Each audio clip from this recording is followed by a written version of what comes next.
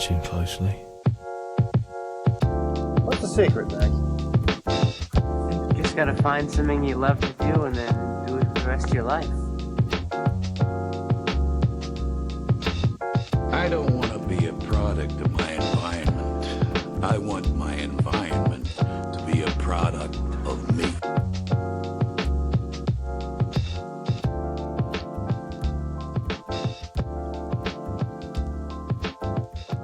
Hello and welcome to The Establishing Shot. It's a podcast where we do deep dives into directors and their filmographies. Boy, do we. I'm excited to have JP Boudreaux back again.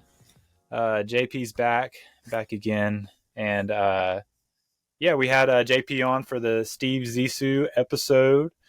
And we're back today for Wes Anderson's 8th film. And probably his most acclaimed, most well-known film, I would say, in the Grand Budapest Hotel. So, It's definitely I'm excited. favorite, for Yeah, sure. I'm excited to have you on again, JP. I hope you're excited to be on again. I am, yeah. We talked for almost 3 hours last time, so let's beat the record, I guess. Yeah. So, since everyone should have hopefully listened to the Zissou episode, we got into, who JP is, what he does, all that there. So if you want to know more about JP and you haven't listened to that, you can go back to it. And it was a great conversation. So you should just go back. In fact, if you're just jumping into this, I would recommend jumping back to episode 1 and listening through in order, just because This is definitely an episodic podcast. Watch there's through a them. Take your story time. These are, I've been releasing these weekly, but if you're not watching each movie and taking your time going through, that's the ideal way to do it. Take your time. You don't have to listen to them as they come out. If you can only watch one of these and listen every other week or whatever. That's how I recommend doing this. So that you really get the most out of the movie and the discussion and all that. But yeah, if that's not your cup of tea and you just want to jump into the movie you like, cool. I'm glad you're here for the Grand Budapest Hotel discussion. JP, I know we talked last time. This was this was your first man, I love Wes Anderson kind of definitely. movie. Like I said last time, I'm fairly certain Moonrise Kingdom was the first one I saw, which I do like Right. Moonrise Kingdom as well. But I think that I'm sure we'll get into it. I'm not sure what exactly the formula is with this movie, but this is the one movie that I think the jokes hit. I think the way that Wes Anderson's specific cinematography really hits well in this movie, and just overall, I just think this movie's a great time. And last time I said I feel like this is his most approachable movie, and you said that was interesting because you feel like this is the most Wes Anderson movie. But I don't know. I just feel like if no one's ever seen a Wes Anderson movie, I think this is the one that I would suggest them watch, because I feel like this one just it's. It just feels a lot different than some of the other ones I've seen. Yeah, I'm coming around a little bit to that idea of, I think so. I'm kind of coming to the conclusion that I think it depends on the person. So, but yeah, this one, we were kind of talking a little bit before we started recording on just the pace of this one is just once you hit the 30s portion, it's just really fast, really engaging. So yeah, I can definitely see that. But yeah, I've got, if you're watching, you can see I've got my copy of Romantic Poetry Volume 1. I've got my print of A Boy with Apple. And I'm ready to get going. Certified fanboy over here. No, these are just booklets from the Criterion Collection disc. Oh, the little booklets that come with it. Yeah. That. They're decorated, of course, with the artwork from the movie. So I'm basically at a point where any movie the Criterion Collection has that I like I want that version of it. Yes, yeah, they do good work. You should definitely get Grand Budapest Criterion Collection. But yeah, so we're ready to jump into this discussion. Let's do it. And I figured we'd start talking about the influences for this, because this is something that was really interesting to me when I started like doing my research for this film. So one of the main, Wes would say this is like the primary influence for the film is this author named Stefan Zweig or Zweig. I'm probably like butchering Zweig, how to say it. Zweig.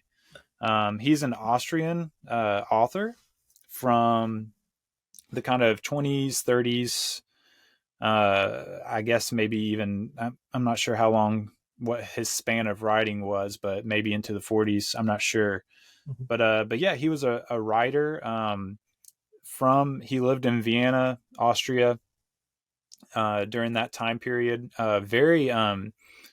Very popular, not just like in Austria in that area, but around the world. Really, his writing kind of was well known during that period, and he had an interesting life himself.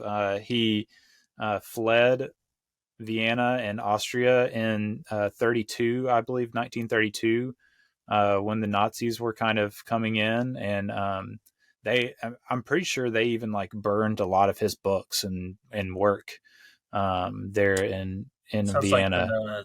Like the Von Trapp family from Sound of Music. Yeah, exactly. I haven't seen that movie in forever, but don't they leave Austria at the end of that film to get away from the Nazis, basically? Yes. Yeah, there's something like that happens for sure. But yeah, he left. He went to England and then New York, I believe, and then eventually ended up in Brazil. And I think, lived the rest of his life there. But yeah, so a very interesting guy. And he the influence there is not so much like Wes Anderson adapted some of his work. It's more like his style, his just like kind of who he was and what he represented, and then his writing style is kind of like the influence there. And so like, for instance, I wrote down a few things like one way that I guess you could say that Wes kind of like was influenced by his style is that often Zweig would write in kind of the format of the storytelling, I guess, format would be like he has a person who meets someone and that person tells them a story. And that's the story of his novel or his short story that you're reading. This kind of reminds me of The Great Divorce, the C.S. Lewis books. That book is basically he basically meets a bunch of people and they kind of like tell him a story. Yeah. Kind of style. Yeah, and his little visit to kind of like pre-heaven, like sort of purgatory kind of thing. Yeah, and so that's that kind of you can see that influence because that's kind of like the whole setup here, where F. Murray Abraham, the character Zero, as the older Zero, he meets an author that's staying at his hotel in the 60s and tells him a story. It's actually, you start off with the author. Yeah, Tom Wilkinson, great actor, and then his younger versions, Jude Law, another great actor. Also, I love F. Murray Abraham. Yeah, I don't like. I feel like he's kind of like underrated. Yes. I don't think he has like a ton of like really really major roles that people know. Have you seen Amadeus? Oh yeah, no, I can't help but see him as Salieri every time he does something. But he's incredible in that. He's even good in that one not so great Star Trek movie where he's like the villain. I want to say, I think it was Star Trek Generations. Yeah, I'm not sure. Like, he's got like a mask on the whole time because he's like an alien. But and Amadeus is actually like very not like very similar, but like his role, he narrates kind of Amadeus as his older self looking back at his interactions with Mozart as a younger self. It's his perspective too. Like it's the same thing here. Like you watch Grand Budapest, it's like obviously it's a movie, but if you think about like the reality of the story, probably didn't happen exactly the way that Zero narrates it, but from his perspective, that's how it happened. Same thing Right. with Amadeus. Mm-hmm. Like Salieri paints himself the victim of Wolfgang Mozart. Right. Mm-hmm. And that he was driven to madness to kill him, essentially. Yeah. A great movie if no one's ever seen that. Yeah, that's a great one. And this is similar. It's F. Murray Abraham looking back, not with such malicious intent as he was, and it's more of a nostalgia. Mm-hmm. But actually kind of a sad nostalgia in a way, which we'll get into that. But yeah, that's definitely influenced by kind of I guess the style of writing or maybe the style of storytelling that Zweig would use. Mm-hmm. So I thought that was really interesting. Another thing that Matt Zoller Seitz pointed out in an interview with Wes was that Zweig was like really good at lists. So like kind of like taxonomical kind of lists. So he would be talking about coffee shops in Vienna back in like the 1920s, and he would like just list out very like eloquently like all the things that like mm-hmm. would happen in the coffee shop, and it makes you think of like the like Monsieur Gustave kind of telling Zero, mm-hmm. about what a lobby boy should be like, or mm-hmm. listing off all the things that of like, how do you think I can get this so quickly, or like tickets even like, to here. the very first thing he says to Zero, where he gives him the very specific instructions about the candle.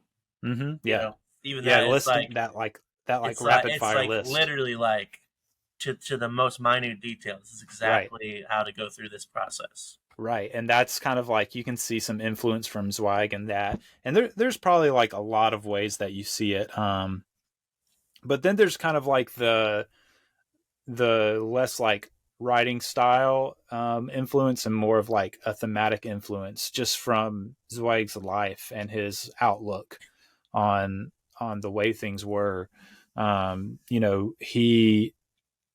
He fled, like you see kind of his influence a little bit in Zero, where Zero's kind of in exile. He's a refugee, and just like Zweig was, you see Zweig hated passports. That was something that I liked. His perspective was, passports became something that came along, like, I guess, during his lifetime. And he saw it as like kind of like the world saying, like, you have to prove your identity, you have to justify your existence. It's like men drawing lines and telling you, you can't be here. You have to justify your existence for being here. Yeah, that's really interesting to kind of think about how because even I'm sure we'll get more into the plot, but even the scene where they're on the train and the obviously like kind of like the low key like stand-in proto-Nazis almost asking for papers, like it's like something ubiquitous in almost any movie from that time period is, I need your papers, please. And I think, when you look at it today, obviously passports are seen very differently, but at the same time, it's like, it's kind of sad because it's like an American passport. You go to some countries, and just because you have that, you're looked at like the greatest thing ever. If other places you go, you're looked at very negatively. Right. But it still can kind of be a thing of like there's certain countries where if you have a passport from that country, like you can't go to other countries. Like they won't let you in. Just because your passport says you're from somewhere that for some reason or another, they don't want you in their country, which is, really sad. So it's interesting to kind of see there's been somewhat of a shift, but there is still some of that same having to justify your existence negativity that he was very against. For very good reason, obviously. Yeah, and I thought I've never thought about that before, just because, like you said, it's a given today. Like, oh yeah, I need my passport, I'm going to another country. But yeah, there was a time when that wasn't a thing, and it did feel like an infringement on your humanity, I guess, in a way, of someone that doesn't know you, that shouldn't really have any authority over who you are and where you are, telling you have to justify your existence for being where you are.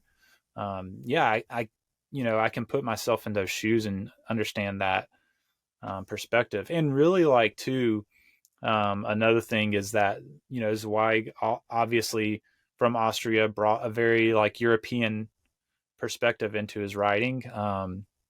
And really, like, the perspective here of this, like, there's a sense of like history. The sense of history in Europe is very different than an American sensibility of history. Europe is not, I wouldn't say desensitized, but probably like more cynical about the cycles of war. America's probably moving towards that path. We kind of follow Europe in those cultural things, but they've been around. Yeah, it's a way of life in Europe. Yeah. It was kind of like a cycle of, civilization, war, post-war, build things back up, good civilization, then war again, like, and it's kind of like a given that like Zweig was very upset about, and he could see the impending, coming of that next cycle of war, which ended up being like the worst cycle of it probably ever. So that, like, Zweig's influence is huge on this, and I've never read any Stefan Zweig. This is all just from my research, but man, I'm really intrigued to go read some of his work now. Like the World of Yesterday, I think, is the main one that is referenced when talking about the influence here. And I know in that one, Zweig does a lot of like kind of reminiscing on like 20s Vienna, and like just like kind of in that nostalgic, wishing he could still be there way that I would assume someone that's a refugee from somewhere they loved would think about it. So I really want to go find some of his work and read it now. Yeah. No, he sounds like a really intriguing person in general. I'm sure his stories, if the way he wrote his stories influenced this movie, I'm definitely interested in checking out what he wrote himself. Absolutely. Yeah. Yeah. And then, like, Gustav is kind of like a combination of how, I guess, Wes saw Zweig as a person. But also he's very much the character. He said him, and he co-wrote this with a guy named Hugo Guinness. That's kind of a friend of his that he, what a name. Yeah, great name. But he co-wrote it with him, and I'm not sure if he's listed as a credit in the movie, but he's like in the credits, but he is like on Letterboxd, and Wes talks about, he basically like wrote it with that guy. But they have a mutual friend that they based Gustav on like hugely, which I thought was hilarious, because it's not like so like the things that they talk about is like, so for one thing that's like not really like funny but more interesting is that this guy that's a mutual friend of theirs will just like meet someone and instantly kind of like just like start a mentor-mentee relationship with them. Like one of those kind of people, like, let me take you under my wing kind of people, which you definitely see in Gustav with Zero. And then, but funnier things like the little quip about like Zero telling him like, but she's 80 years old, when he's talking about his like sexual encounter with this lady. She's 84. I've had older. I've had older. That line, they said, is from this guy. That's phenomenal. Yeah. And then the darlings, like all the darling that he throws in, like when he's addressing people, that's this guy. Yeah. And then the thing that got me the most, that I thought was great, was that this mutual friend of theirs will just like start espousing poetry. I think the way Wes described it as is that like he sees that as a way of getting from point A to point B. Yeah, so it's not so much that he just like likes to recite poetry, but he actually sees it as a way to like move forward a conversation or get a point across, I guess. Just kind of like Gustav does. I would say Gustav, and it sounds like this other gentleman as well, is what the kids would call in 2023 a Riz Lord or a Riz King. Okay. You know, he knew how to how to put on the moves, so to speak. Yeah, I guess so. But yeah, he and then Wes just kind of says this guy, and he has said as much, would just make like one of the best concierges there ever was. Just that kind of guy. So, which I thought was really fun that they, Wes always talks about how he takes kind of like snippets of different people he knows as influences for characters. And it's fun to hear him go into more detail of like what exactly from these people he knows has gone into this character. This is the first one I've like really seen him do that with. But yeah, one of the things in the Criterion booklet it includes in the back is this like appendices from a writing that Mark Twain did, kind of covering a trip around Europe that him and one of his friends took. It's called the Portier. It's like an appendix from this Mark Twain work. And I read it, and it's Mark Twain basically like just like going basically like a love letter to the European concierge of this period, like this like early 1900s periods, which he calls it the Portier, which I guess is just like another word for concierge basically. But yeah, so like that's where we get the word porter from, which is kind of a similar job description. Yeah, for sure. But yeah, he basically like lambasts American hotels and like concierges and like lauds the way it's done in Europe. And so like you can definitely tell like, oh, I guess Criterion included this because this was probably another thing that influenced the way that Wes kind of like built this like world around the concierge, because they're in this period in Europe, like with these hotels, like the concierge was the guy. Like he was the one that got you everything you needed. You didn't, and like people would stay in these hotels for like months and months. Like they would stay in there for seasons. So by the end of your stay, the concierge, like you wouldn't even have to ask him for things anymore. He was like just doing stuff for you. Right. And that's like the kind of like way that Gustav is in this movie. It's really like, it's one of those things that's like, man, I wish I could go back and experience something like that.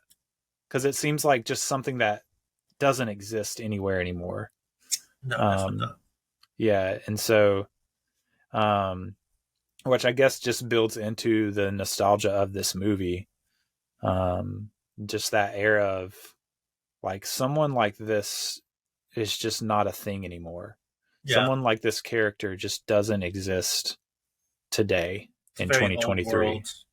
Yeah. I mean, I would say even before 2023, I don't think. Oh yeah. I would say probably since post World War II, I don't think this kind of a person like Gustav exists in the same way. Yeah. I think that just had too much of an impact on the culture in Europe. Mm-hmm. I mean, for sure. And we'll talk a little bit about that. But yeah, some more influences. I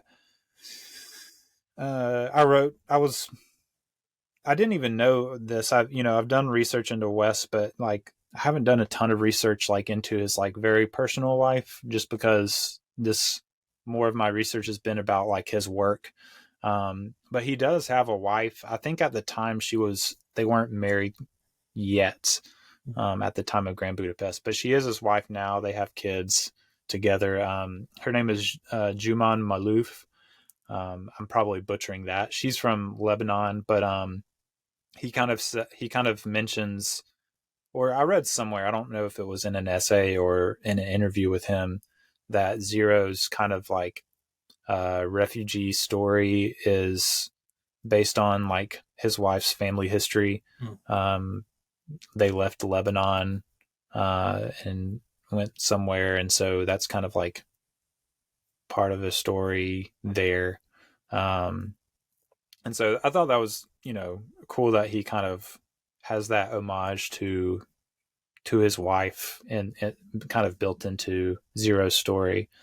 But yeah, there's a lot of there's probably like a lot more influences that we could get into, but those are like some of the main ones that I wrote down that I thought were interesting.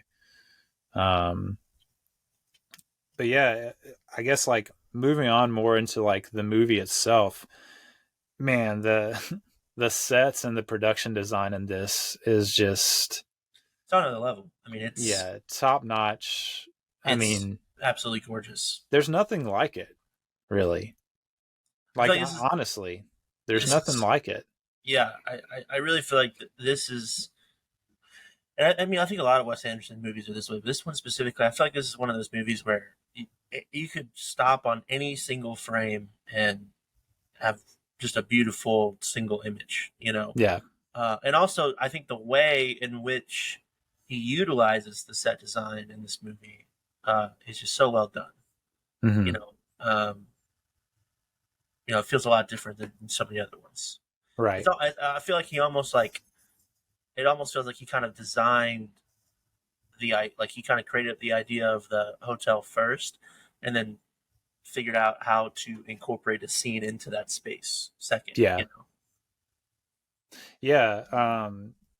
Yeah. It's probably like, so I know he does like a lot of scouting before his movies. So he kind of talks about how like they were looking all over the place for somewhere to do it. Mm-hmm. And they actually like landed in this little small German town. It's actually like partly in Germany and partly in Poland. So it's kind of on the German Polish border. Mm-hmm. In fact, in one of the extra features, Bill Murray was kind of like taking you around the little town. And he was like looking down a street and he points down. He's like, right around the corner is Poland. And he's like, if you go over there and they're like asking for your papers, you're just like, oh, I'm staying at the whatever hotel they're staying at, and they're just kind of like, oh, okay, and they let you go. Nice. It's this like kind of quaint little German Polish town that you can definitely tell was on the other side of the Iron Curtain. That's something that Wes kind of talked about is like once you get to that kind of east side of Germany, mm-hmm.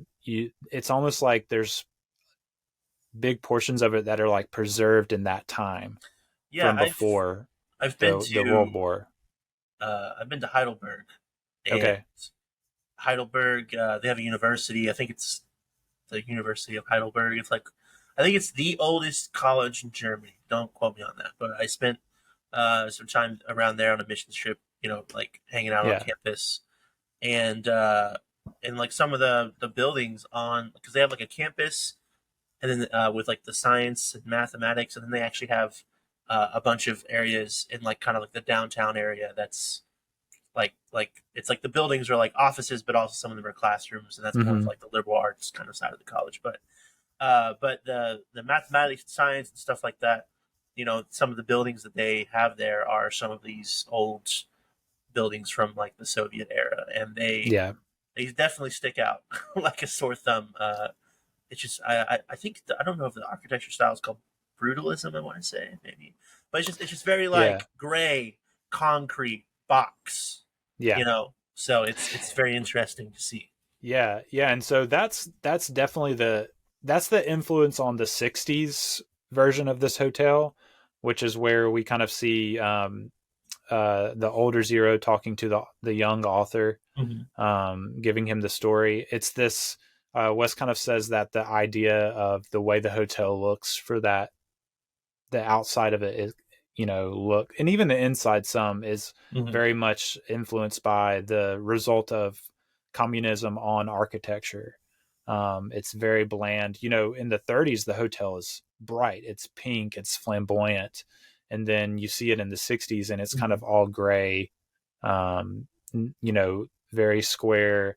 The reception, there's not the grand, there's not the grand heights of the lobby from the 30s. It's kind of, they put a ceiling in there and fluorescent lighting and and so that's definitely the idea behind the differences between the 30s and 60s hotel looks here is the results of communism on the architecture. But what he's talking about for Gorlitz is more of this kind of small town that was untouched by all that, and somehow is preserved that pre-World War look. It's very unique and iconic, just the look of the European, kind of the Eastern European architecture in a lot of those small towns throughout Poland, Czech Republic, all those kinds of places. Yeah, so some of the outdoor scenes where they're in the streets, for instance, when Saoirse Ronan's Agatha is riding the bike through the street, that's that town of good old Gorlitz. Cobblestone Street. Love a good Cobblestone Street. Right, and so it's really so in this little town, they were scouting it out, and they found several things in this town that they could use so that they didn't have to travel a whole lot. So they found some thermal baths for that little section of the movie where the author meets Zero, the older Zero.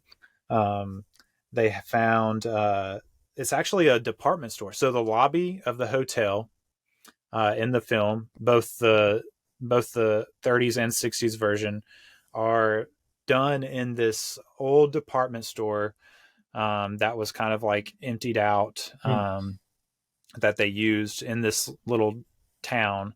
And so one of the things they did was they made, so all the real places where they shoot, Wes said, were real places that they just kind of added set stuff to. So that lobby area, the stained glass skylights are actually real. The stairwell and the stair handles and all that's just real. That was just the way it looked. And all they did was added plyboard walls for set stuff with the different colors of that they wanted. And they kind of built onto the little desk area in the middle of the lobby to make it look the way they wanted to. But it's real. That's a real place. They didn't, they captured some of the real architecture that was in this just department store. Right. That's just beautiful. And then too, the big dining room area where you see them eating as Zero's telling the author his story. That's just a big ballroom that they used there in Gorlitz to film in. And so they really utilize these real places and just kind of built sets into them.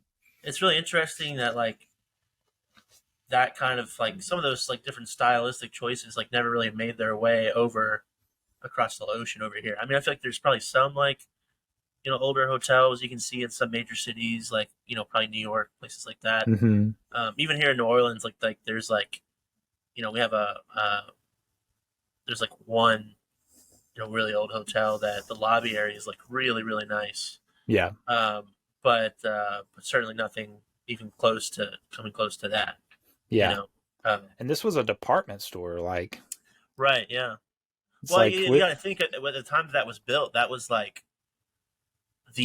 it was supposed to be like an experience. You know, it's a big deal. It's like I feel like it's like, you know, it's like how malls felt in like the 80s. Like it was Sure. like it's like, oh, we're gonna go hang out at the mall, and like there was like it was like a thing to do because that Right. was the place to be.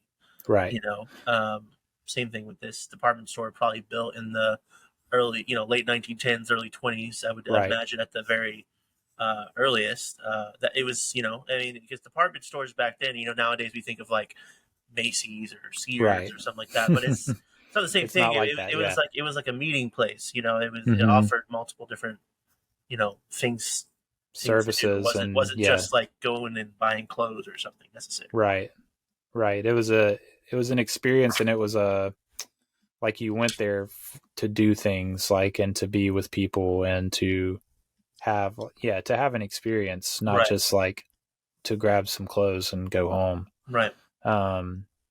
Yeah, I mean, I think too, like the way that they did this really like helps the atmosphere of the movie, like to match like the tone of what he's going for, Mhm. like that nostalgic tone of like looking back and like thinking about the way things used to be, Yeah. the way the world used to be.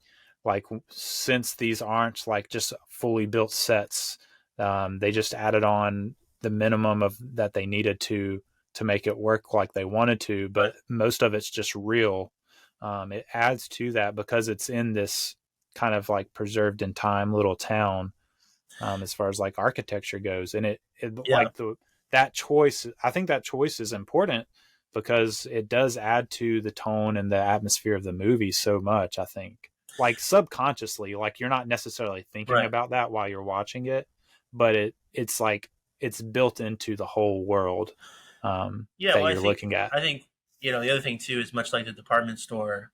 I think another thing that kind of adds to the hotels, like the pre-World War II hotel idea of Mhm. Europe. One of the reasons why they were so extravagant is it was like it's like a status symbol. You know, it's Mhm. like kind of like it is like in this movie in the 30s, like Yeah. all the rich and famous people, like you literally go vacation at the hotel because it's that Right. it's that level of notoriety. You know, even today, you know, if you go to Europe, especially a lot of these older towns in Europe that aren't quite as touched by modernity, you know, so like you go to like a quaint little German town like this, there might be like the one big hotel that takes up a whole, you know, city block or half a city block, and Mhm. like every hotel has like a cafe or something. Right. And I feel like not so much nowadays. I mean, most hotels nowadays will have like a Starbucks in the lobby or something. But, you know, at the time, like much like the department store, that was like, oh, let's have lunch at, you know, Hotel de Chateau or what, you know, just come up with some random Right. name. Like Mhm. like it was a place of business. It was a, you know, it was it was an establishment, not just for people to stay for, you know, various different reasons. Or this is also a time where people would take up residences in hotels as well, which is like, Yeah. I think that especially is probably extremely rare nowadays. I don't think. Oh yeah. I think only like the biggest hotels might have a couple floors at the top where they have like, you know, permanent tenants, but it's not. Right. But this is like a time where people would stay in hotels for extended periods. So Yeah. Yeah. It makes me think definitely of a lot of that old school vibe. Yeah, it makes me think of I've read a book called A Gentleman in Moscow by Immortals, which I think I recommended for the recommendation section at a previous episode. But it's this guy kind of is in resident at this hotel, and like he's actually kind of on house arrest or hotel arrest, if you will, by the Bolsheviks in Russia. When they took over, he was, anyway, beside the point, but everything he wasn't allowed to leave the hotel, but he didn't need to. Right. Like Everything was you need is there there. was a restaurant, there was a barber, there was, you know, someone like tailoring his clothes, like at this hotel. Like everything he needed was in the hotel. And like what's interesting there is he's stuck in this hotel and the world is changing all outside of it, but he can't leave. So all he gets of how the world is changing is from inside this hotel. And like, I guess like the relationship to this movie, other than obviously it being a similar type of hotel, is that, you are in this hotel and then you go out and you get glimpses into how the world is changing outside of this like self-contained little world of the hotel. Yeah, that's a good point. Yeah. And I think that's, and even like when you jump back and forth between the 30s section of the movie to the 60s section of the movie, it's kind of like disorienting to see how different the hotel is and how different like the atmosphere is. Like it's bustling. It's like there's movement and action going on in the 30s, like constantly. In the 60s, you go to the dining room and it's this, it's a massive dining room that you can only imagine was just like full of people back in the 30s. And there's like literally probably like 5 or 6 tables with people at them, very muted. Yeah. There's like probably 100 tables, 50 to 100 tables set out, but there's like 10 people, all like by themselves sitting at tables. And it's just like that in and of itself, if you just kind of pay attention to those details, is sad.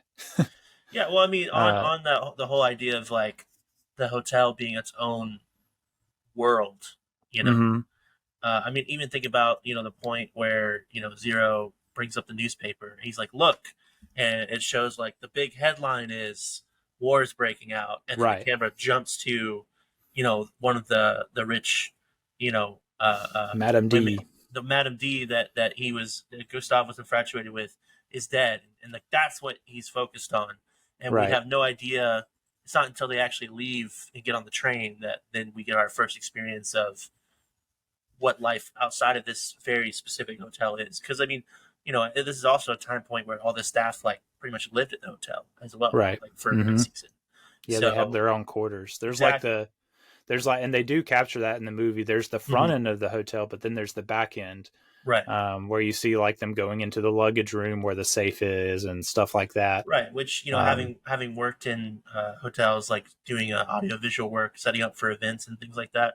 Pretty much any hotel is going to have those back corridors, but I think it's very, very, very unusual for staff to live there. That's more of like a resort thing. Like if you're going like probably like a beach resort, or I know a lot of like mountain resorts might have like a staff area, but it's also much more of a exclusive area kind of off to itself. So like staff comes in for a season and then the hotel shuts down for 6 months because it's like snowed in or something. So it is a very different vibe, but we're not, but I don't know. It's just really interesting to think of all the different dynamics of how the Grand Budapest operated like in the 30s in this film, and just thinking about how those were things that were commonplace. And now it's like, it's almost like weird to think about, like, it almost feels a little dystopian to say, yeah, I work at the hotel and I sleep there. And like, I literally I don't leave,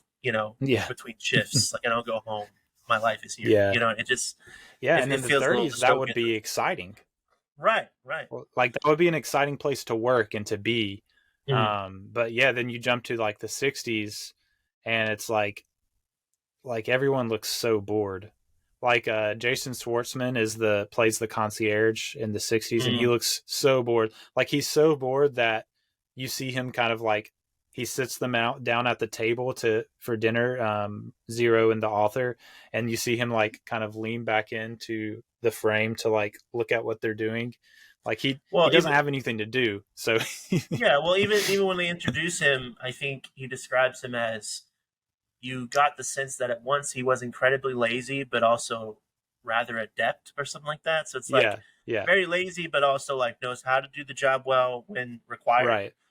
But as a child of circumstance, which is rare. There isn't much for him to do. Exactly. So I think about this too. You got to think like, I think like pre-World War II, like the hotel was a meeting place. It was a place of business. It was experience. And then once you start getting into like the Cold War era, it's like a hotel is like a place of espionage. It's a place of secret conversations. It's like, oh, we're gonna like. It's a place where it's like, we're trying to get this person to like have a conversation with one of our spies. And so I feel like maybe that's part of it too, is that these hotels became places where it's like, I don't think anyone here can be trusted. The staff can't be trusted. Right, The people I meet there may not be able to be trusted. If you're someone that has information that, you know, you're not wanting to get out, it's, you know, it was, I mean, how many great films that are set in the 60s and 70s or in the 80s during the Cold War, like thinking of things like Tinker Tailor, Soldier Spy, like these great spy films we have, in a lot of ways usually like revolve around these secretive meetings, you know, trying to like catch someone in the act. And a lot of the times it's like a hotel or something like that that's taking place at, you know?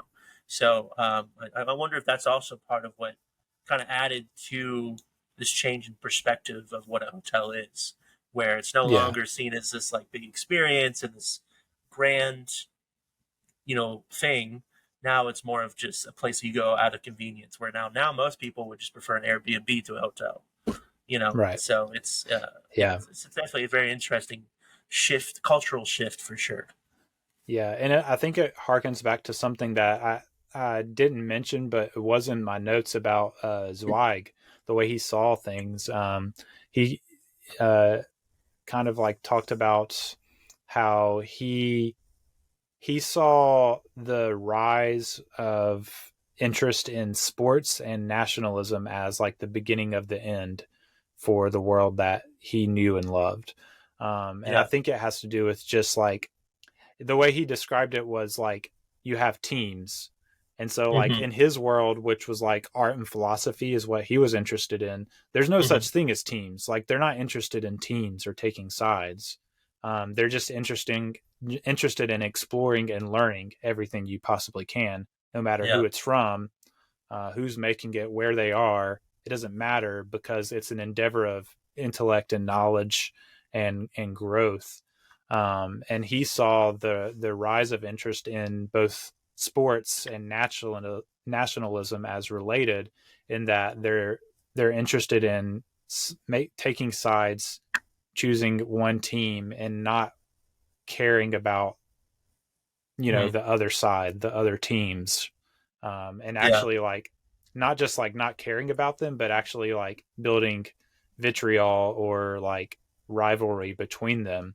And he saw that as anti-intellectual in a way, or just like, I guess, something that was leading towards the world not being the way that he thought was best for it, I guess. It's definitely interesting perspective for sure.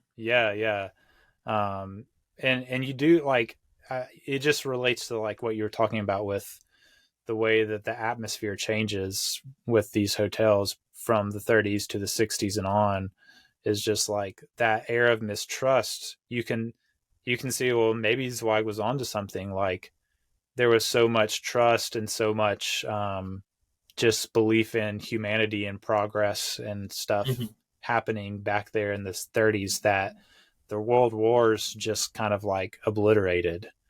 It's you can't trust people from other countries. You can't trust your neighbors. You can't trust the stranger you're passing in the hall at the hotel. Like, I mean, even you think about jumping over here to America and like the Red Scare of the 50s, which you know was a huge thing in Hollywood. Like, you know, like you had, you know, creative people getting blacklisted because they thought they were communists and all this stuff. But it's definitely a delicate balance, because, you know, when I think of, you know, talking about a marriage of like sports and nationalism, I think of something like the World Cup, which I think is one of the most beautiful things. I'm a bandwagon soccer fan, and I love seeing everyone out there repping their country, you know. And I think, but I feel like the difference is that in that environment, there's a respect across the board for everybody. Like even if even it's a friendly rivalry a lot of times between different countries, but like it's like even when another country loses the game, like you still like respect the fact that like they're athletes that are out there doing the best they could to represent their home, you know. Whereas obviously the opposite end of the coin when you're talking about nationalism is, you know, examples like the Nazi regime, where especially like the Olympics at the time became very politicized because it was they were trying to utilize their athletes to prove the superiority of Nazism, of Germanism. So I definitely can see why someone in Zweig's position in the environment that he was being exposed to and escaping from would kind of draw that conclusion. But I also think that, you know, we're far enough removed now to where we can see that, you know, there are certain like beautiful and good versions of these concepts that we can look at, as much as there are also negative ones as well. Right. And I think that's like, that is all epitomized in the character of Gustav, who like was holding on to this world that was like slipping out of his fingers, like out of his control. Like, I mean, you just think about in the hotel, he's in command, like everything kind of revolves around him, but in a very like, you know, like you can tell everyone that works for him respects him and wants to work for him. It's not like a totalitarian kind of control he has. It's more of like he's in control and he's going to tell you what to do. And if you get out of line, he's going to tell you, but there's this like mutual respect and there's this civility there in the atmosphere. And when he leaves, you can tell like he wants to hold on to that, but it's kind of being stripped away from the world and the history around him. You'd rather leave than see something he sees as beautiful, you know, be destroyed, so to speak. Right. Yeah, and there's that quote that Zero says. He says, I think his world had vanished long before he ever entered it, but I will say he certainly sustained the illusion with a marvelous grace. And, you know, that's kind of towards the end of the movie. He says that, that quote kind of epitomizes this whole idea that we're talking about, you know, of wanting to hold on to a world that's like slipping away. And maybe we'll get into that a little bit more as we kind of talk through some of the themes at play, but yeah, I did want to hit on, as far as like production goes, like the production design. So the miniatures are great. So the hotels, kind of like the wide zoomed out looks at the hotels, is they're miniatures. They're like little models they built of the hotel. Both the 30s and 60s version are that. Even like the little stag at the top of the peak, and the little elevator thing that like goes up the side of the hill. Those are all miniatures. They're based on like they took influence from a bunch of stuff while they were traveling around looking for a location. So like a lot of there's this town called Karlovy Vary or something like that in Czech. That has like several hotels that they took influence from, as far as like what they look like, the atmosphere, that sort of thing. There's like a small German town that has this hotel across the river that had that little elevator thing. So it looks like very fantastical, but it's actually based on a real elevator that they saw that kind of it's kind of like this trolley elevator that goes up the side of the mountain that takes you up like to the hotel. Even like so there's this I think it's in that Czech town, Karlovy Vary, there's this thing called Stag's Leap, and it has like a stag up on top of like a thing like that we see, that they built, modeled off of a real thing. And then the backgrounds are paintings. So they kind of set the miniatures up in front of these paintings, and the paintings are based off of where's his name? They're landscape paintings based on Caspar David Friedrich's work, which in the Wes Anderson collection Grand Budapest edition, it kind of shows a couple of his pieces, and they are very much like in a similar vein. They're like very spiritually infused looks at like a landscape, very like you look at them and you can tell like he really like thought of looking at a landscape as something, as a like transcendent experience. And I think you can kind of see that if you like pay attention in detail too. I mean, just painting across. Yeah. Well, I mean, I could say I've definitely, I think one of the most incredible things I've ever seen is, I was able to go to the Rockies quite a few years ago and get up to Pikes Peak. And there was a point where my two friends and I would just get out of the car. We're like looking out, and yes, I definitely can attest to the effect that looking at a beautiful landscape can have on you. It's unlike anything else. Yeah, and so it's really cool. Like the way they even use the miniatures, like in green screen. So like the scene where Agatha is like hanging from the balcony with the painting, with the boy with apple painting. So that's actually a built little set that she's hanging off of. The whole like balcony and stuff, but everything around it is like, it's green screen, but it's actually like a shot of the miniature that they like matched up with the set that she's hanging from, which is really cool. But Wes talks about like, if he can avoid using green screen, he does. So an example of that is like, so for the train scenes where Christopher Nolan with him. Yeah, for real. For the train scenes where Zero and Gustav are traveling in a train, they built that set in the ballroom where they shot the dining room stuff. So the whole like train scene, like little set is built in there. They shot those the way they Bob Yeoman, the DP, like lit it in a way where he basically like washed out and whited out the window for most of it, because it's supposed to be snow, so you can't really see anything. It's just kind of like white out the window. They didn't green screen that. It's just the way he like lit it to look that way. But there are scenes where you are supposed to see like something coming up into view through the window, like when the soldiers stop the train, the Nazi-esque soldiers, and come on, you see them kind of come into view in the window.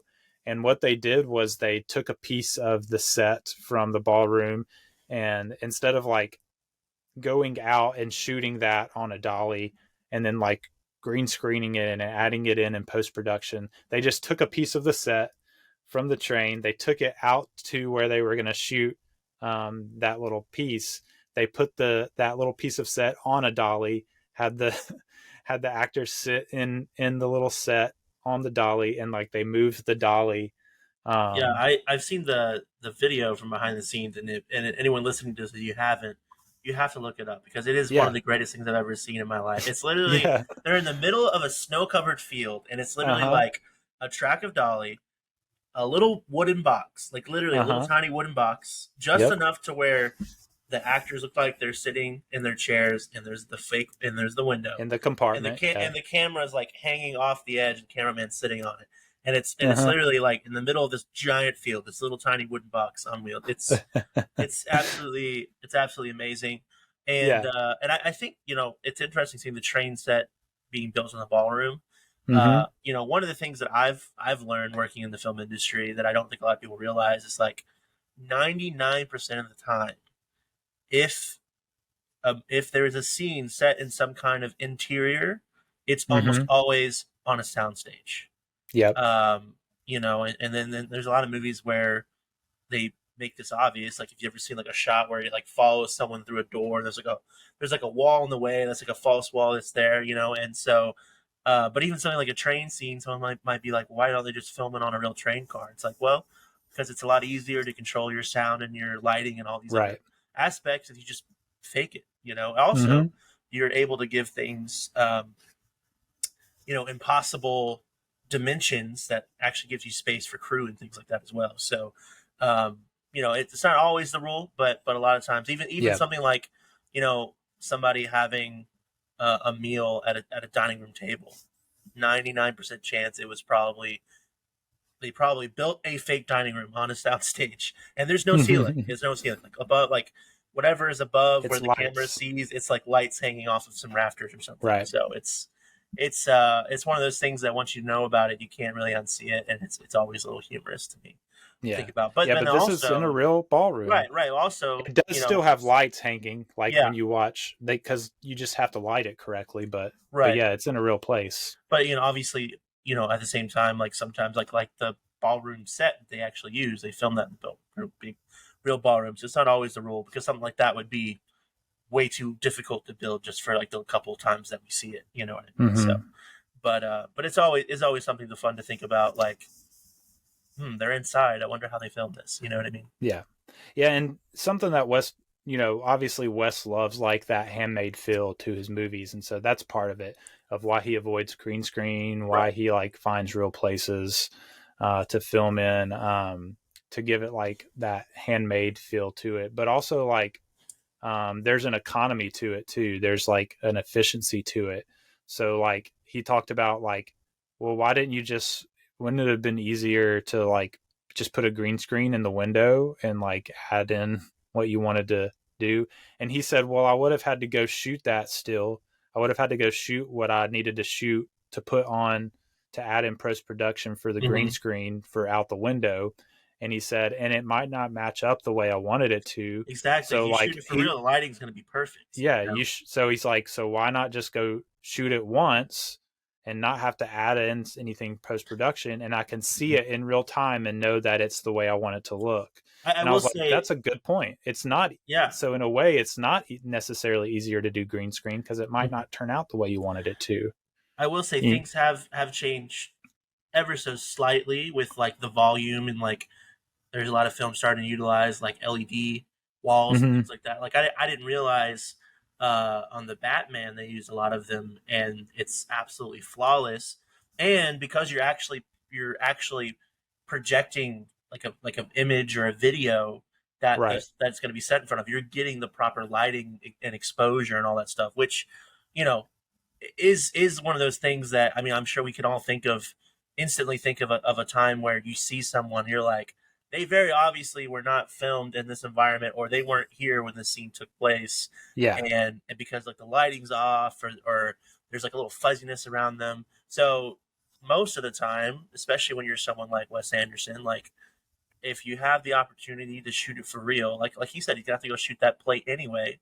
Might as well just do it in the moment with your actors there for that like little like brief moment it's seen, because then like your exposure is perfect, your lighting's perfect, and especially when you're working with like more classically trained actors, they would almost always prefer a real thing to react to rather than trying to imagine. I mean, I think there's that. I don't know if this is like a real thing or not, but there's like this picture of Ian McKellen on the set of The Hobbit, and he's surrounded by blue screens basically, and he just looks so incredibly depressed. And supposedly he they're like he broke into tears because of how fake everything was. I'm like, I don't know if that's true or not, but someone like that, like you can tell, like, and I feel like you can also tell the difference in his performance too between Lord of the Rings and the Hobbit films, when everything was real and practical and tangible. It just allows actors to do their jobs better, Yeah. So. Yeah. And there is some interesting too, just ways that he did, like, so the ski chase scene is very like old fashioned the way they did that. So for one, there are some miniatures in there too, where he did stop motion, like with the sled, like going down the hill and like going up, and the skier of Willem Dafoe, like that's stop motion actually, that they added in, which like works so well. It's not like jarring to jump from live action to stop motion. Somehow he made it work. But also like when you're on the sled with them, they're using like a rear projection of like the background behind them, which is very like old fashioned. It felt to me, it fits the vibe of the time period too. Well, it fits like the 30s, and it feels like a 30s action piece is what I kind of wrote in my notes while I was watching it. I was like, this feels like I'm watching like a Keaton or Chaplin gag, like chase in the 30s. And so like, which made me smile, is like, I love that he kind of gave this scene this feel because it fits the time period, and it's so fun, which that's one of the main reasons he does most of what he does, is because he says it's fun and he likes doing it that way, which I really appreciate. But yeah, and then, you know, part of the, you know, talking about the actors, there's like the camaraderie there. When you're shooting all in this little town, they're all staying at this little hotel together, in this town. And so they're having meals together all the time. And that's something that has been a thread through all of these movies with Wes is, you know, even Moonrise Kingdom, they were staying in this hotel in Rhode Island together, and like, you know, carpooling out to where they're shooting and stuff every day. And it's the same thing here. They're all in Gorlitz in this hotel, and, you know, going to whatever set they're going to that day all together. And which I think is a really cool thing. Like, in an interview with F. Murray Abraham about this film, he says everyone wants to work with Wes.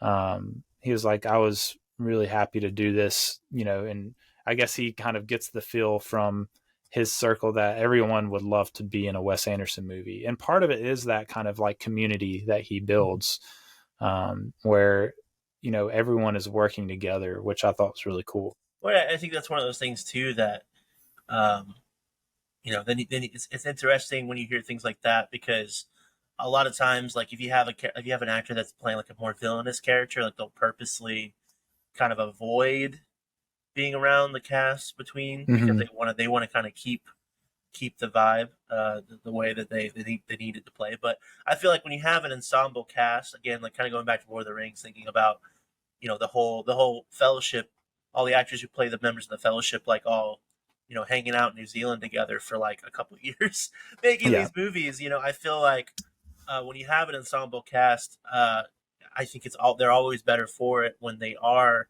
around each other that much, because I think it just helps them.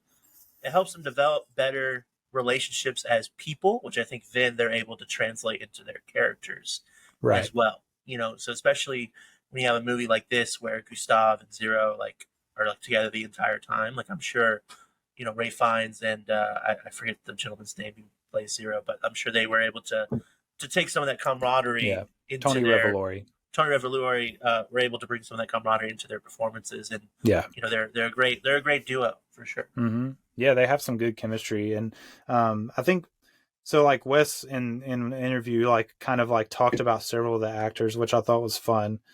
So like he kind of talks about Tilda Swinton and Willem Dafoe in a similar light. The way he describes them is that they are not so much actors as performing artists. So like they just have a way that when they're performing, it's not so much about like saying the words, but about like the movements and the way they do it. You know, Willem Dafoe is a very like physical presence in this movie. But he kind of is that way in most of the movies he's in. I don't think he even has a line in this film, does he? I can't remember. He hardly says anything. Yeah, he's like the hired muscle. Yeah, which is a very interesting character for him to play, because you don't think of him as that, because I mean he's not like the most brutish, you know, super muscular person to play like that there is, but yeah, he has this like physical presence about him that makes him menacing. You know, you think about him as Green Goblin, or even in there's a movie, David Lynch movie, Wild at Heart, where that he pops up in, and he's like super menacing in both of those, and he's kind of doing something similar here. Even like the Lighthouse. Yeah, the Lighthouse is a whole nother something. It's one of those movies where I finally got around to watching it, and I was like, I'm glad I finally did it, but I probably could have gone the rest of my life without seeing that, to be honest with you. But all right. Yep. Yeah. He talked about Goldblum, like how Goldblum just has these great like dramatic instincts. Like he knows, so basically like he's like, we can give I got him for this role because I knew I could give him like a stack of like legal things to read, and he can make it like sound interesting and dramatic. I mean, yeah. I mean, it goes without saying, Goldblum has a very particular way of speaking. Oh yeah, for sure. I honestly, I almost feel like, especially when you go back and you watch some of his like earlier roles, like you're talking about The Fly or Jurassic Park, I feel like I feel like at some point he realized the caricature version of him that people think that he is, and he's kind of like leaned into it more and more. Yeah. To where like Jeff Goldblum today is way more Jeff Goldblum than Jeff Goldblum in like the 80s and 90s, I feel like. Yeah. I thought that was cool. He talked about Saoirse Ronan, who at the time of filming was less than 20 years old. Which is crazy. I feel like she's been the same age for 10 years. Yeah. Her face does not change. Yeah, but at this point, she had been acting since she was like, I want to say like 9 or 10. She was in some TV shows and some movies as a kid. And so Wes talked about how like when you get these young actors that have been acting for a while, he said it's almost like they're fluent in acting is the way he described it. So like she got there and they were filming the scene where the very first thing she did when she got there was the scene where she gets the painting out of the safe and is like running from Dimitri, Adrian Brody's character, who's the son of the Madame D. She's like running from him, and that's the very first thing she shot. And Wes said he kind of like briefly explained to her, okay, here's what's happening. You've taken this. They're trying to catch you. And he said it was like no big deal for her. She like turned it on, like the fear and everything, and like knew exactly where to go. She had studied her lines and like the storyboard or whatever. And it's so just incredible, like to have someone like that. And she's just gotten even better, I feel like. Yeah, I don't think I've ever seen a bad performance from her, to be honest with you. I feel like, I personally, like, I feel like I don't think I've seen her do like the most. I feel like she plays a lot of the same kind of vibey characters a lot of times. I think it's just the way that she looks. She just gets kind of typecast, but she always does a great job. Like I've never seen anything from her where I was like, well, that was a bit strange, unless it needed to be strange, which then it fits. Yeah, and we already talked about F. Murray Abraham. Like his voice is perfect, iconic for this narration, and then his face too. I feel like his face is just like. It has this like it's got a texture to it. I don't know if that's like a weird, or I don't know like if there's some story about why, but his like cheeks specifically literally have like this like roughness to them. Yeah. It's the way I was going to describe it is very relates to that description, is that he looks weathered. Yes. He looks like, and it's perfect for this role because of this character's past. Like he's been through it. Right. And so when you look at his face, when you look at his face, because like Tony Revolori is like very like baby face, like he draws on his mustache. Yeah, he draws on his mustache, which is just a hilarious little thing to throw in. But yeah, and then like you jump forward to the 60s, 30 years later, and yeah, he just looks like he's been through a life and a half, which is perfect. I mean, for this character that's been through what he's been through, to have this just kind of like sad, weathered look on his face. I really like his introduction too, where he walks in and he's noticed and he's got like these sunglasses on. He's really mysterious. And then just the scene in the bath, I think, is one of my favorite parts of the movie, where Jude Law's in the bath and you just hear, "I'm a big fan of your work," and he's like, "What?" And then like he's literally on the other, he's in the absolute in bath, and he leans up. He's like, "Oh, I'm just a big fan." And they're like having this entire conversation across like 3 or 4 other bathtubs. Exactly. So it's just but it's great. It's great. He's so good in this. I mean, he's good in everything, but. I agree. Just iconic, like just his voice just is very unique, the way that he vocalizes. So definitely.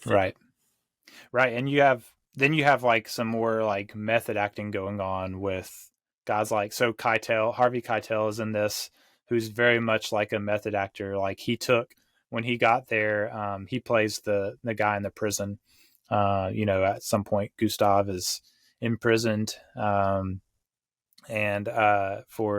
he's suspected for murder of Madame D, obviously. And Harvey Keitel is like the little head guy of this little group of prisoners he joins that do the escape. Well, Keitel took those fellow inmates to the prison where they were shooting. They stayed in there for 48 hours and like came up with their backstories and like rehearsed.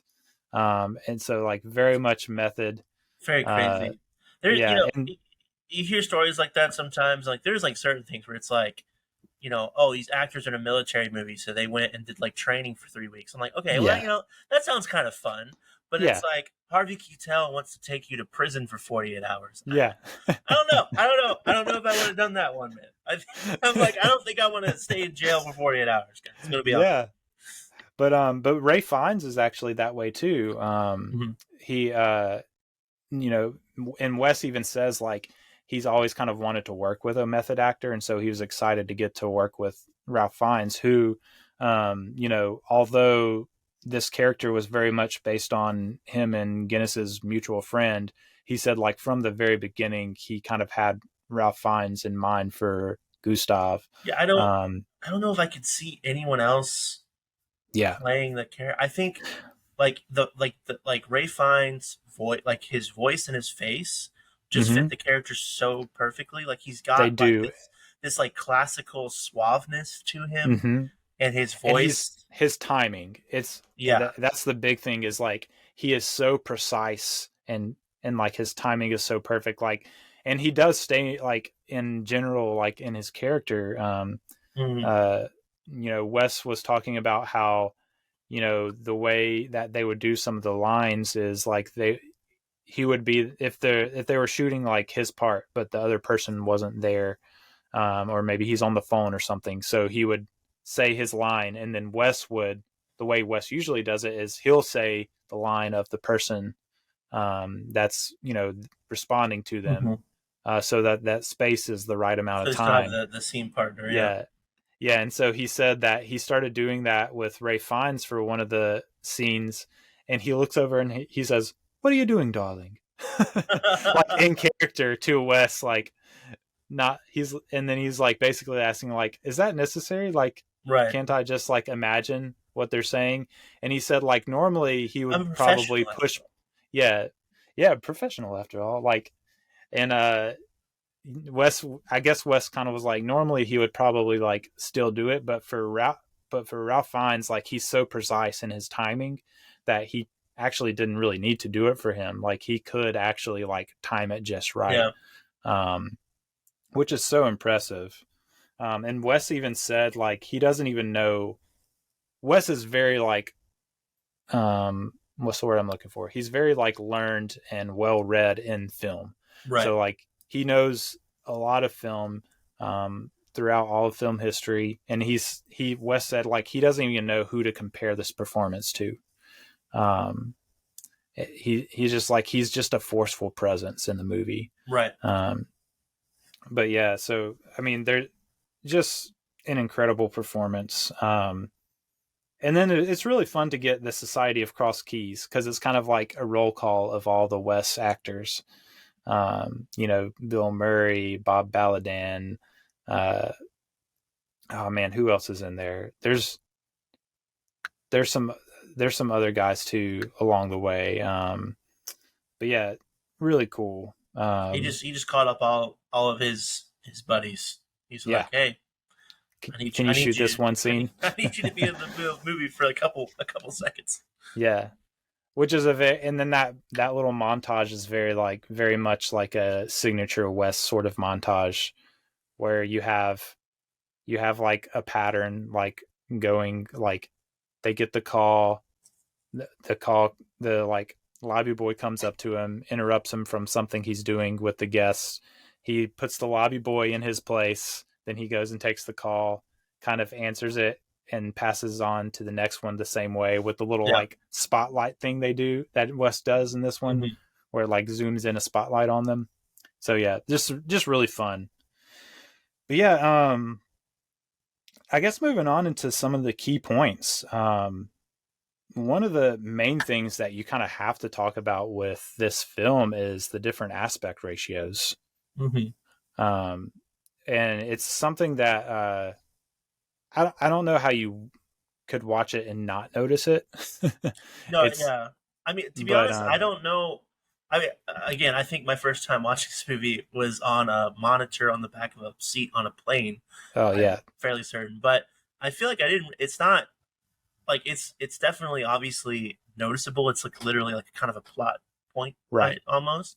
But I don't feel like it's as distracting as it could have been, and I think a lot of that's due to the performances and the script, things like that. Yeah, we kind of talked about more in depth, and the way it's used. It keeps you, because I feel like it's like they almost, it's like every time it changes aspect ratio, it's part of the story, and like they kind of, it's either narrated into a change, or when it changes, it like will have like a date or something to kind of make it not so sudden.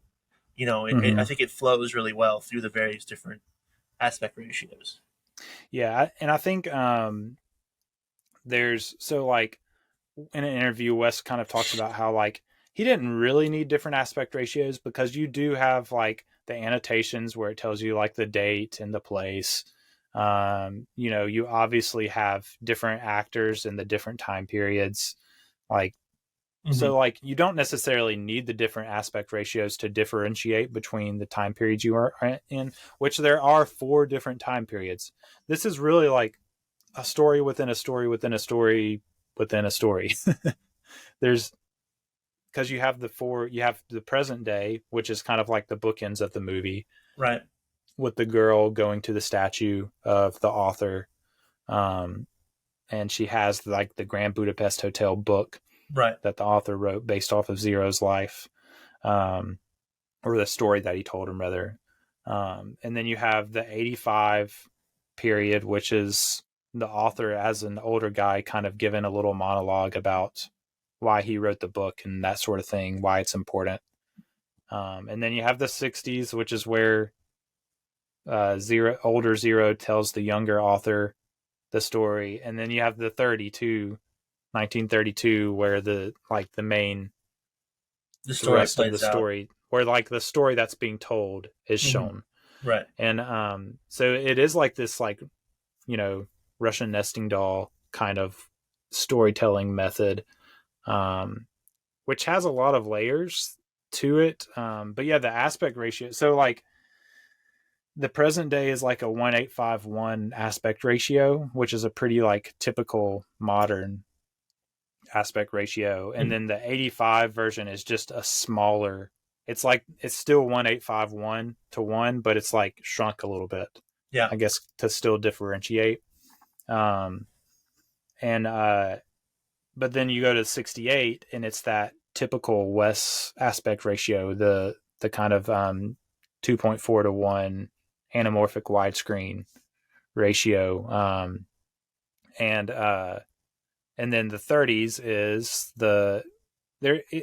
I think technically it's like 1.37 to 1, but it's like, it's meant to be like the 1.33 or the 4 to 3 aspect ratio, which is like the Academy ratio. It's a very like boxy, almost square ratio, a little taller than it is wide, actually. That's why Zack Snyder shot Justice League in that ratio, which I still don't know how I really feel about it, but I do love Zack Snyder's Justice League.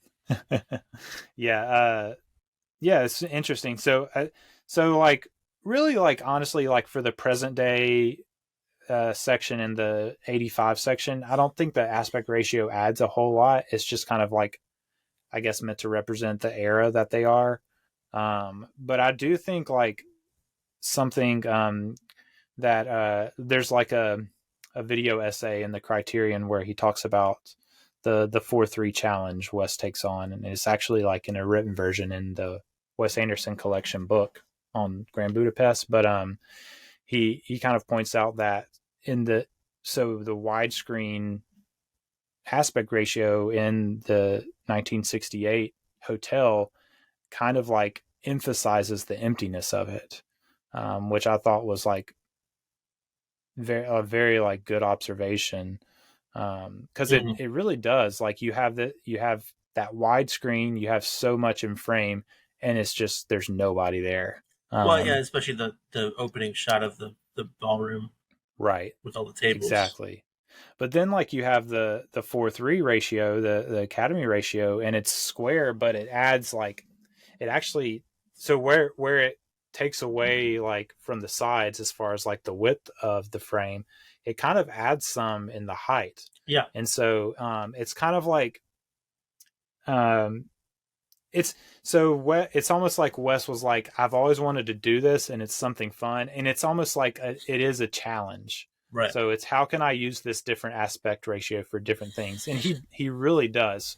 I would challenge the listener to go back and watch the movie again sometime after listening to this, and just pay attention to how he uses the height to do some of the things he normally does with width. So like there's gags using the height. He adds detail like to kind of the height of the frame. So, I mean, you think about like in Madame D's house with like the painting on the wall and like having like kind of prop details up kind of like on shelves and stuff. There's like, instead of having that detail wide in the wide frame on the sides of characters like he normally does, it's like above characters.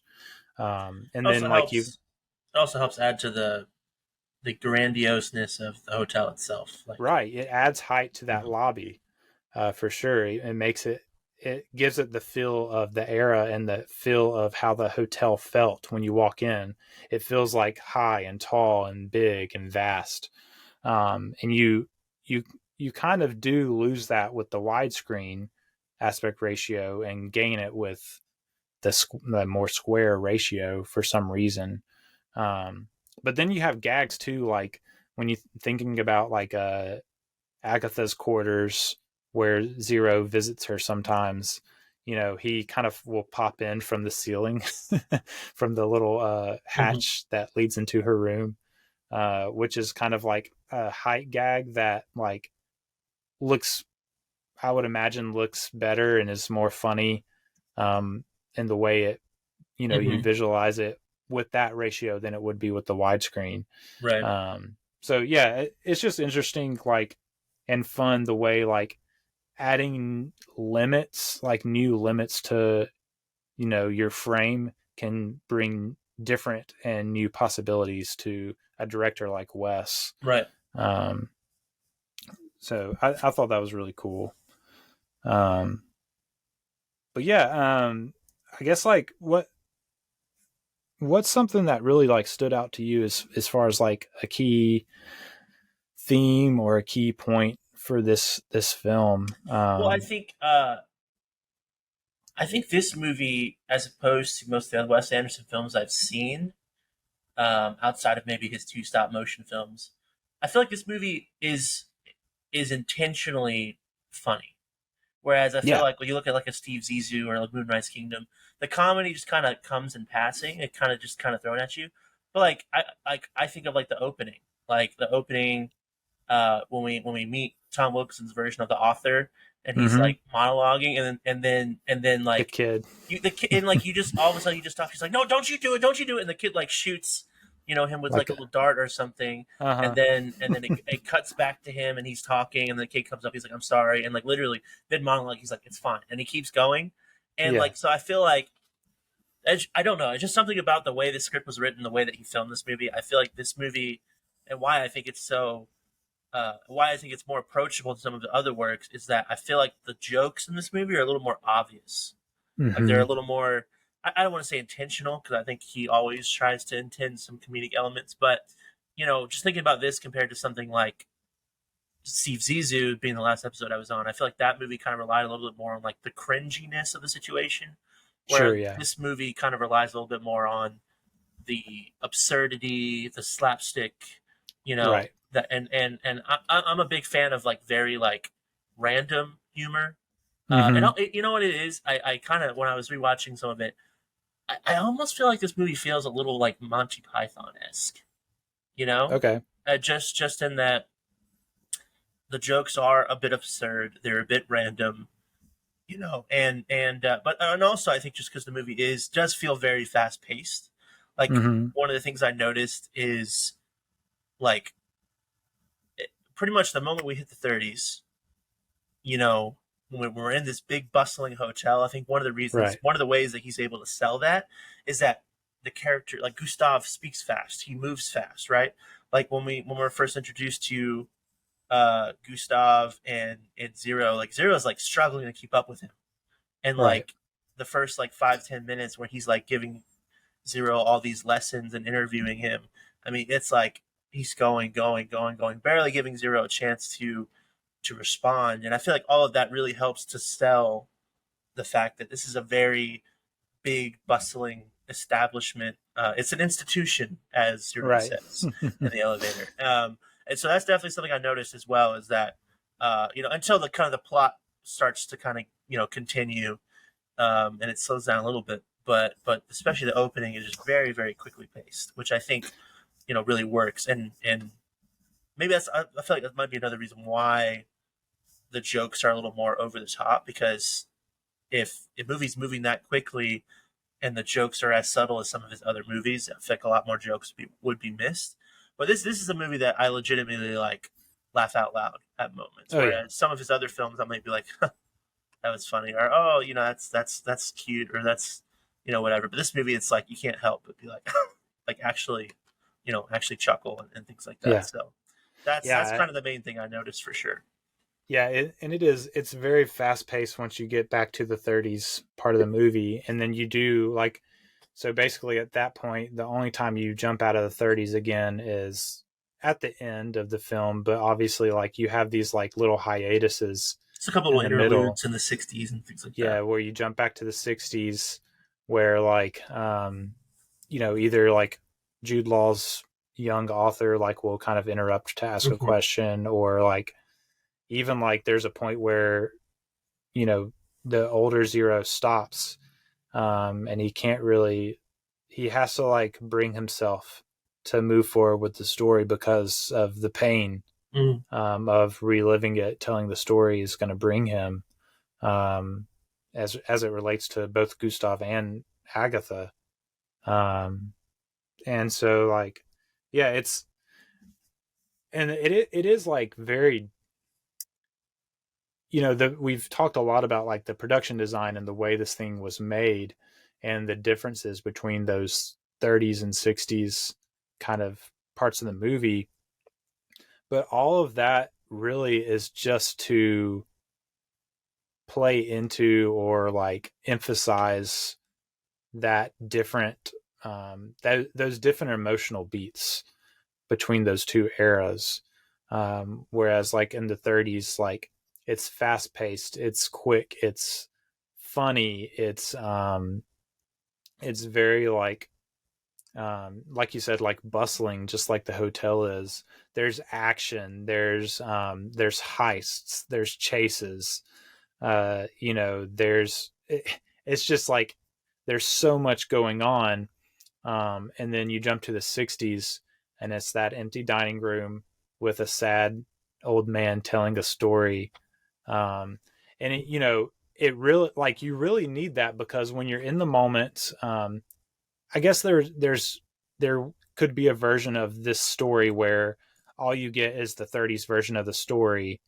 But it would be a very different movie, because the whole point of this movie is about someone thinking back on something.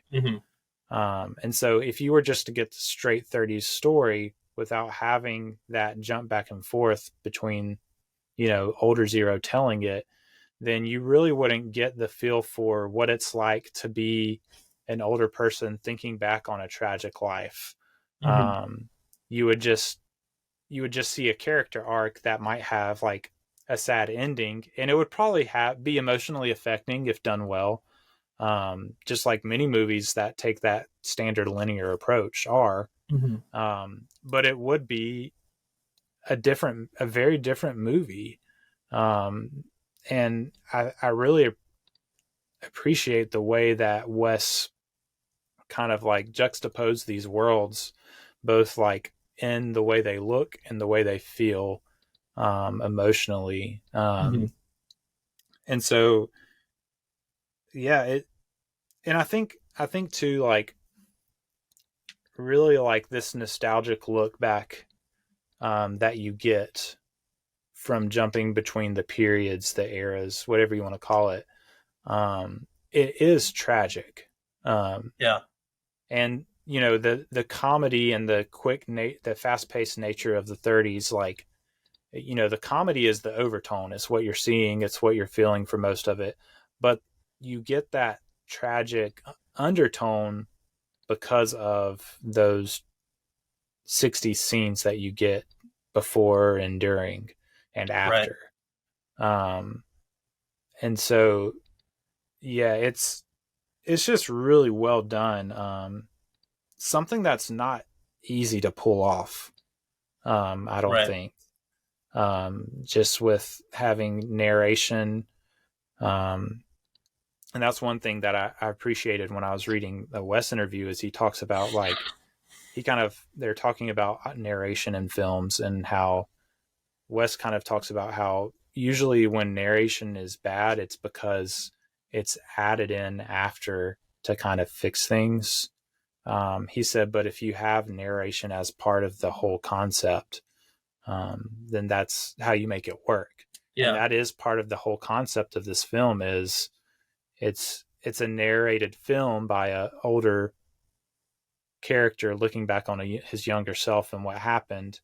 And that adds to that tragic undertone that you get. Right. Well, go ahead. I was just going to say, when it jumps to him where he stops because he's going to have to talk about Agatha, and you just, it jumps to him, you know, you jump from the 30s to that empty room, and it's just center frame in this wide empty screen of F. Murray Abraham's weathered face, with just like his face is wet with tears. It's jarring, and it's very emotional, and really like snaps you back into the reality of what's going to happen. Or what's on its way. Very emotionally affecting in that way. Yeah, and I think, you know, if one of the themes is the idea of like nostalgia, you know, looking back to the past and about the ways in which you perceive it to be great, I think it also, like, I think that especially our culture nowadays, we tend to get really caught up in nostalgia, thinking about how things used to be. I think it's every generation has their own version of it. Like, you talk to a lot of older people, they'll talk about, you know, how great, you know, the country used to be or whatever, or, you know, even like our generation, younger, you know, everyone has their own version of that. And I think the danger of nostalgia is that, you know, it's great to look back and think about the good times, but also you can get stuck in that. I think of someone like Uncle Rico in the movie Napoleon Dynamite. He cannot get past the one football season in '82 where he missed a throw. Right? He's always talking about it. And I feel like Zero, you know, he almost falls into that a little bit, because there's a line that he says near the beginning where he says something along the lines of, like, you know, yeah, this hotel used to be something really great, but, you know, the ambiance of it couldn't keep up with the times. You know what happens, or something like that. Yeah, right? I don't know, something along those lines. Like, obviously, there's a lot of like outside. We've already kind of talked about the effects of, like, you know, communism and the Soviet Union and all that kind of stuff. A lot of outside influences on it in the context of the story, but at the same time, you know, he sounds like someone who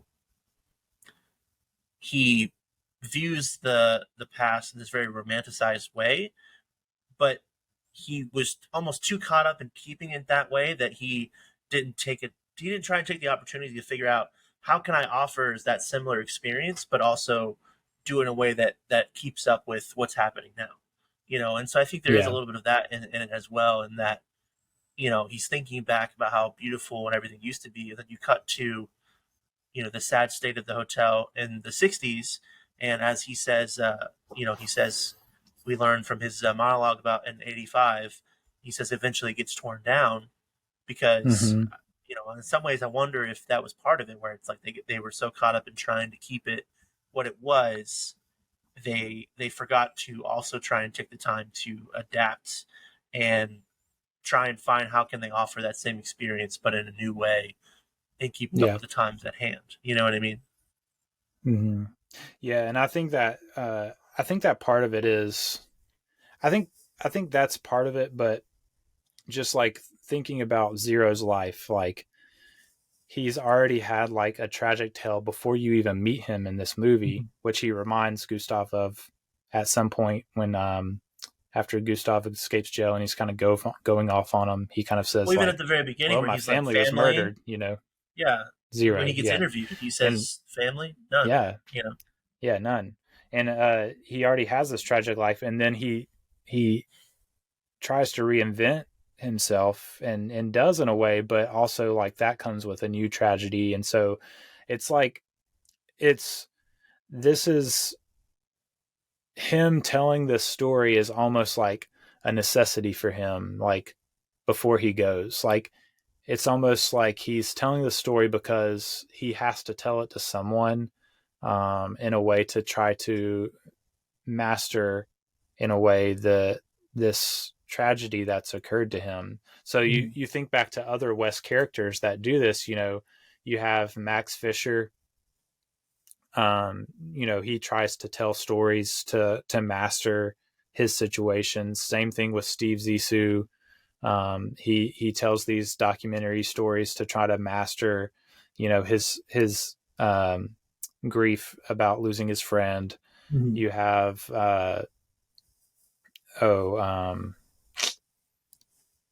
I'm blanking. I mean, you have like Royal Tenenbaum and the Tenenbaums. He kind of like comes up with these farcical stories to try to like get, weasel his way back into his family. They're all like telling these stories to kind of like master the situation they're in or their feelings. Mm-hmm. And I think that's sort of what's going on here for Zero.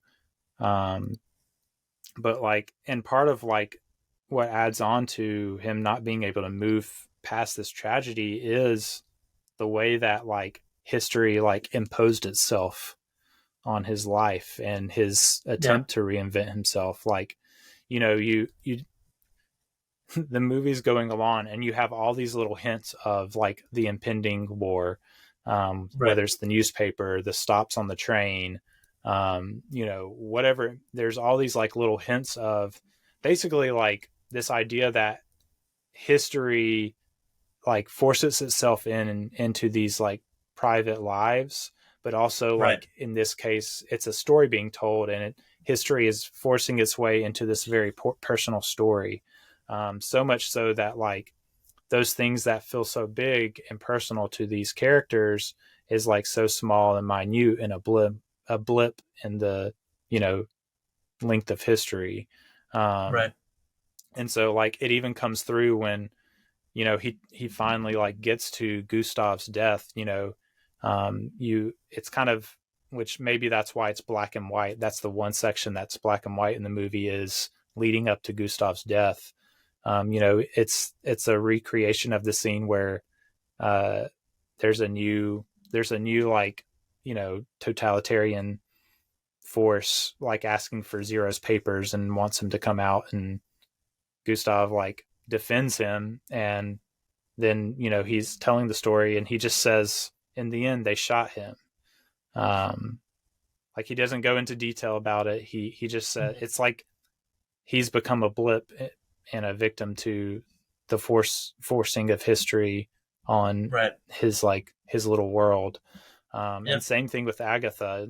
He says in the end she died of grip. It's kind of a ironic, or I can't remember the way he puts it. It's like this nasty little disease that she and their baby got, and they were gone. And it's these Yeah. big things that happened in history, like forcing their way into his life that he doesn't have control over. And so and then the ending is just, he even keeps the hotel, the author's asking him like why he's kept it. And, is it because of his memory of Gustav? And he says, no, I actually kept it for Agatha. And, he says the line, we were happy here for a while. And that's why he's kept the hotel this long.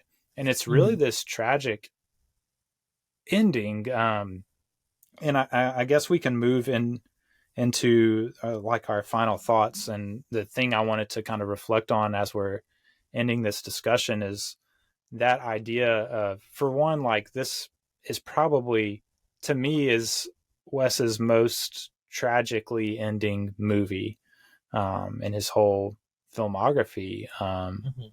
He has darkness in all of his movies. They're all comedies until they're not, at a certain point.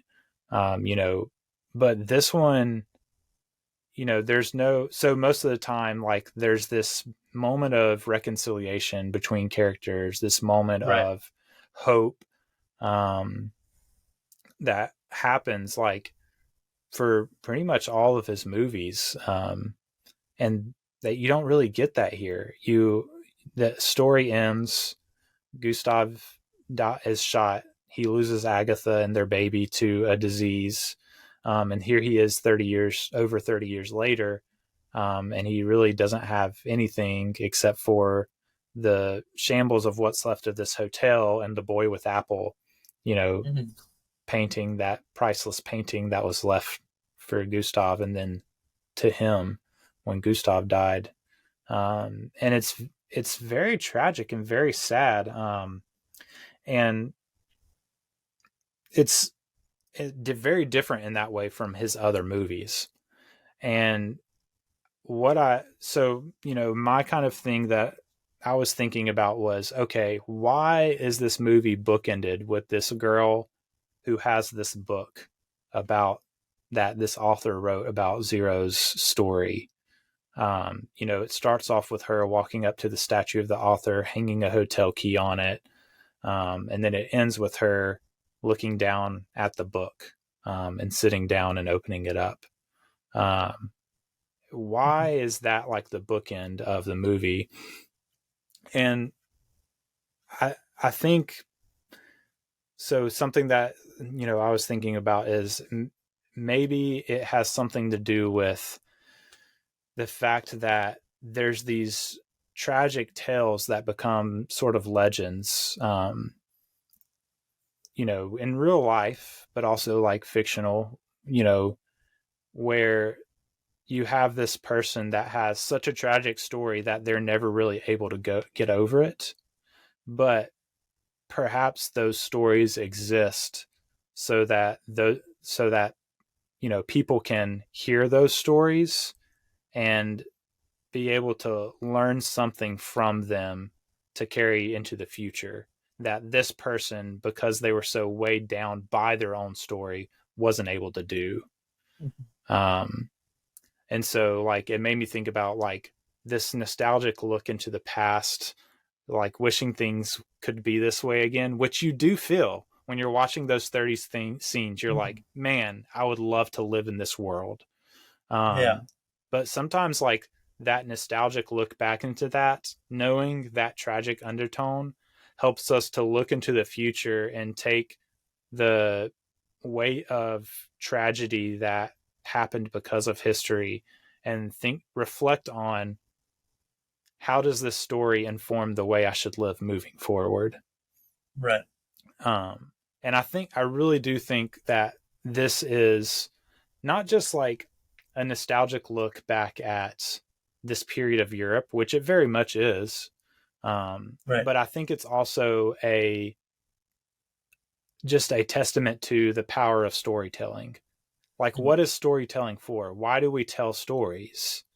Well, it's because some people's stories, however big or small they may be, are so powerful that they can inform the way we live moving forward, the way we when we hear these stories, we can take something from it and make the world better in the future, with whatever we've taken away from that. And so, yeah, that's kind of like my theory of that bookend of the present day, of why those scenes are part of this movie. But I don't know. Did you have any thoughts on that kind of idea? Well, I just think it's interesting to see the gravestone with all the keys on it, because it shows that because obviously in context of the movie, the story that we watch is the book, right? Right. And so I think it just kind of goes to show that while ultimately it does feel like a bit of a downer, it's a bit cynical, it's a bit depressing, especially learning about how many, like, Zero's life started very tragic and it continued to be tragic his entire life. I think it shows that in context of the film, there is obviously, his story resonates with a lot of people.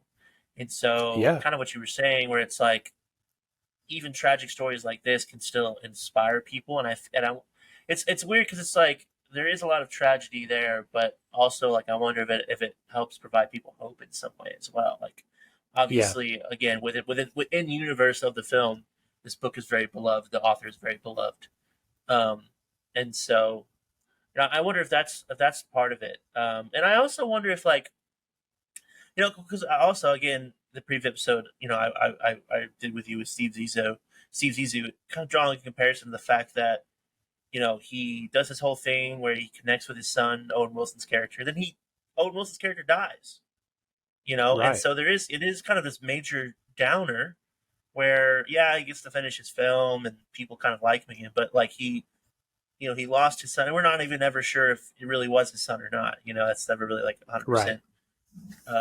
So maybe it wasn't, but still, like, you could tell it really impacted him. So it's like, I feel like very similar to this movie, where it's like, for better or worse, life doesn't always have necessarily the happiest of endings, but you still have to learn. You still have to learn how to work through that. So, like, yes, Zero went through a lot of tragedy, but he, even losing his wife and his young child, like, but he kept pushing forward. He kept moving forward, and he found the will to continue to live. And I think that maybe that's part of it as well, is that even through tragedy, being able to find that strength, Yeah, and I think too, like, just thinking about, hearing you say that and thinking more about this, he actually, the older Zero, sought out the author to tell the story. Like, the author didn't come to him. He didn't start begging him to hear his story. Like, he like talked to him first in the baths. He started the conversation, and then he said, like, I want to tell you my story, but basically that's what he said. Like, let's have dinner. I want to tell you my story. And so he's like at the end of his life, and he's realizing, looking back, I guess, like, it's too late for him, but it's not too late for his story to have an impact on others. Right. Like, he has the wisdom to see my life as insignificant in the blip of history as it may seem from a zoomed out view. There's power in the story that I have. As he's reflecting on it and telling it, he sees my story needs to be told. Which I think is, go ahead. I was gonna say, I think there's a very subtle implementation that he may have some kind of illness, and he may know that his time is up, because, in the beginning, Jason Schwartzman's character says, like, oh, he never comes during this season, and so I feel like there is a slight eagerness for him to tell his story, because I feel like maybe he's aware of the fact that his time is coming soon, and I like how maybe he wants it to end there. Right. Yeah. He says, unless, if you weren't merely being polite, and please tell me if you're genuinely curious, I'd love to tell you the story. Right. And, but I guess you could also look at it as, maybe he somehow knew that author was going to be there and wanted to tell him the story, because that's kind of how he starts. I don't know. It's an interesting. I'd like to he know a little bit notices more about him at the beginning. that. Right. I'd love to know a little bit more. So I don't know about, if he knew he was going to be. Yeah, I don't know if he knew he was going to be there, or he just like recognized him. You see him like lift up his shades, and he's like, "Oh, this guy."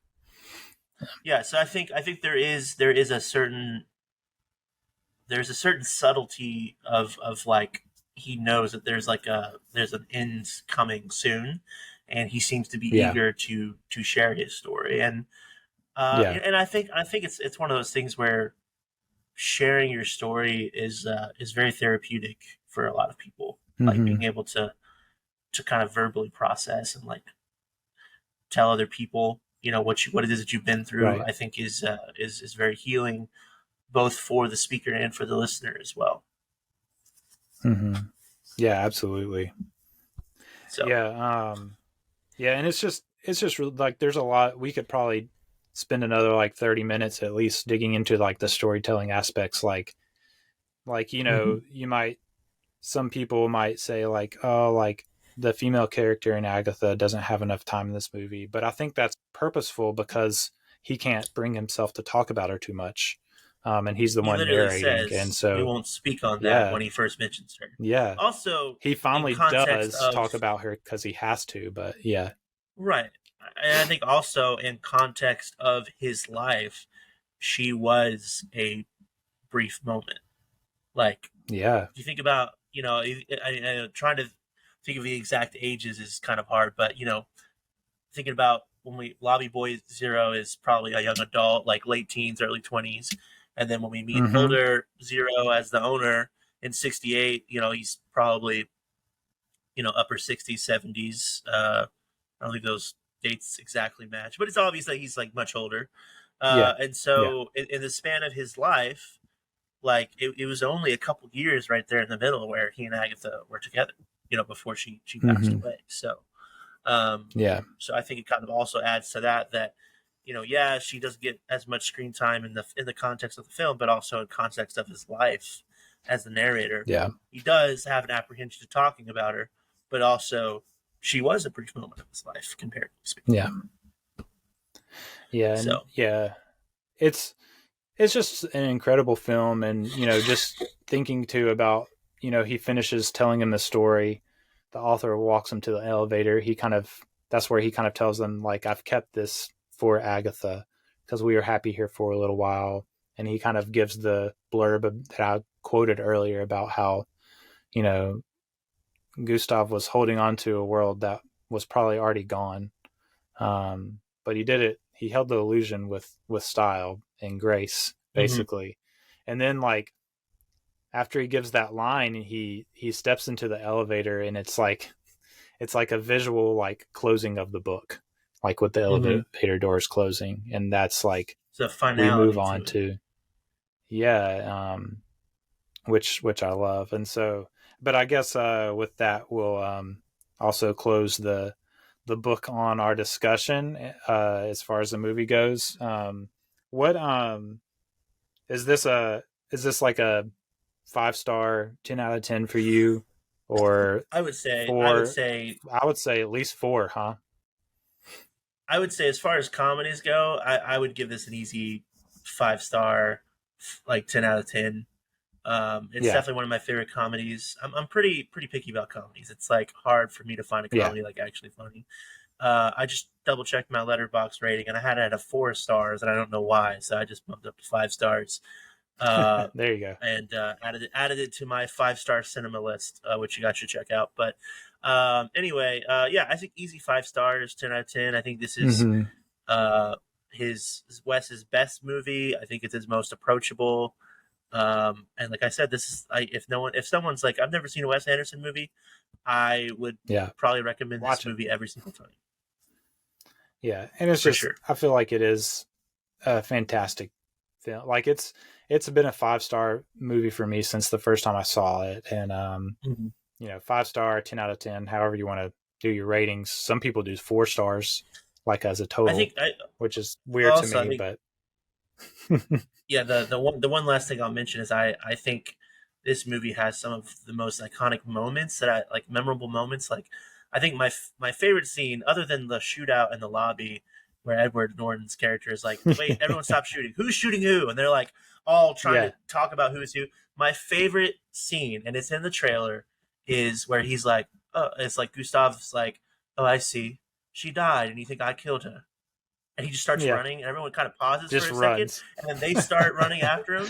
And I think that moment is just so iconic in my mind that I don't think I've ever met anyone who said they didn't like this movie. So I don't know. I don't know. I think compared to all of his other work, this is like one of the ones that just everybody can enjoy it.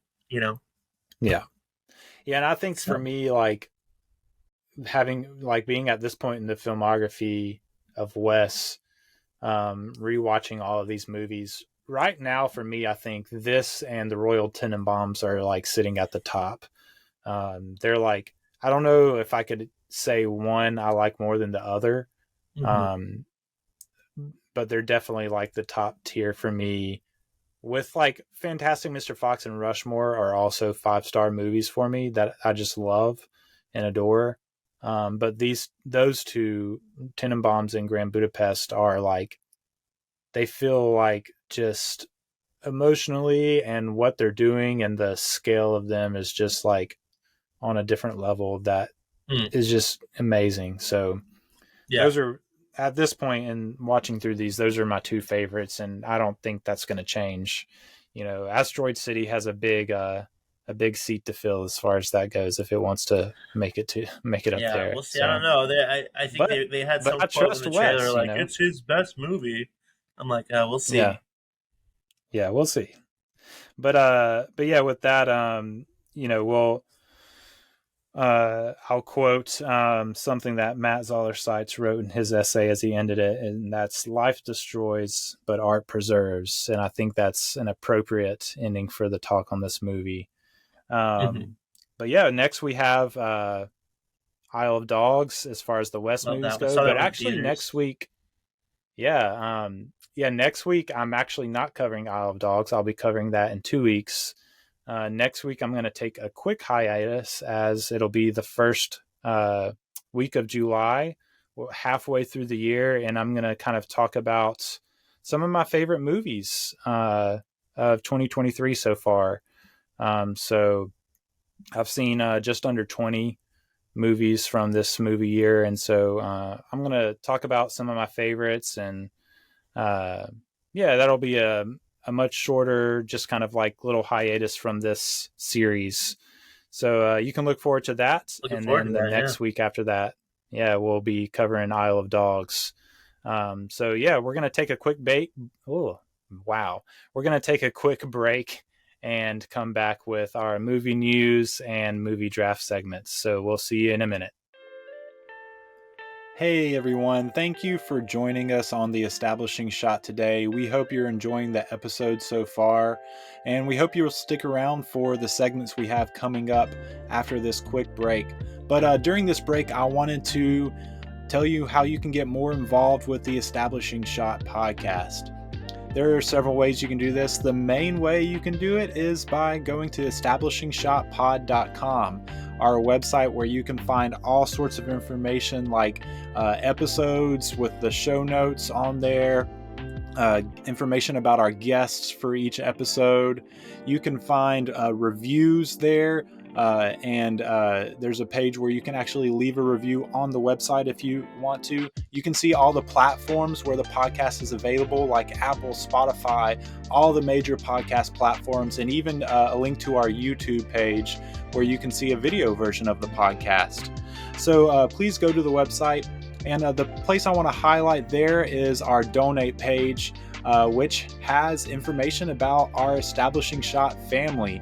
This is a way that you can subscribe to the podcast to support all the efforts and the stuff that goes into making this podcast good and making it better than it even is now. We have different tiers that you can subscribe to, starting at $5. And what this will do is you'll be able to support the podcast, help me make it better. And also at the same time, you'll get early and ad-free episodes. You'll get access to our Discord server where you can join in and just kind of talking about movies with a community that loves film. And so we would love to have you in there. And then the higher up in the tiers you go, the more you get.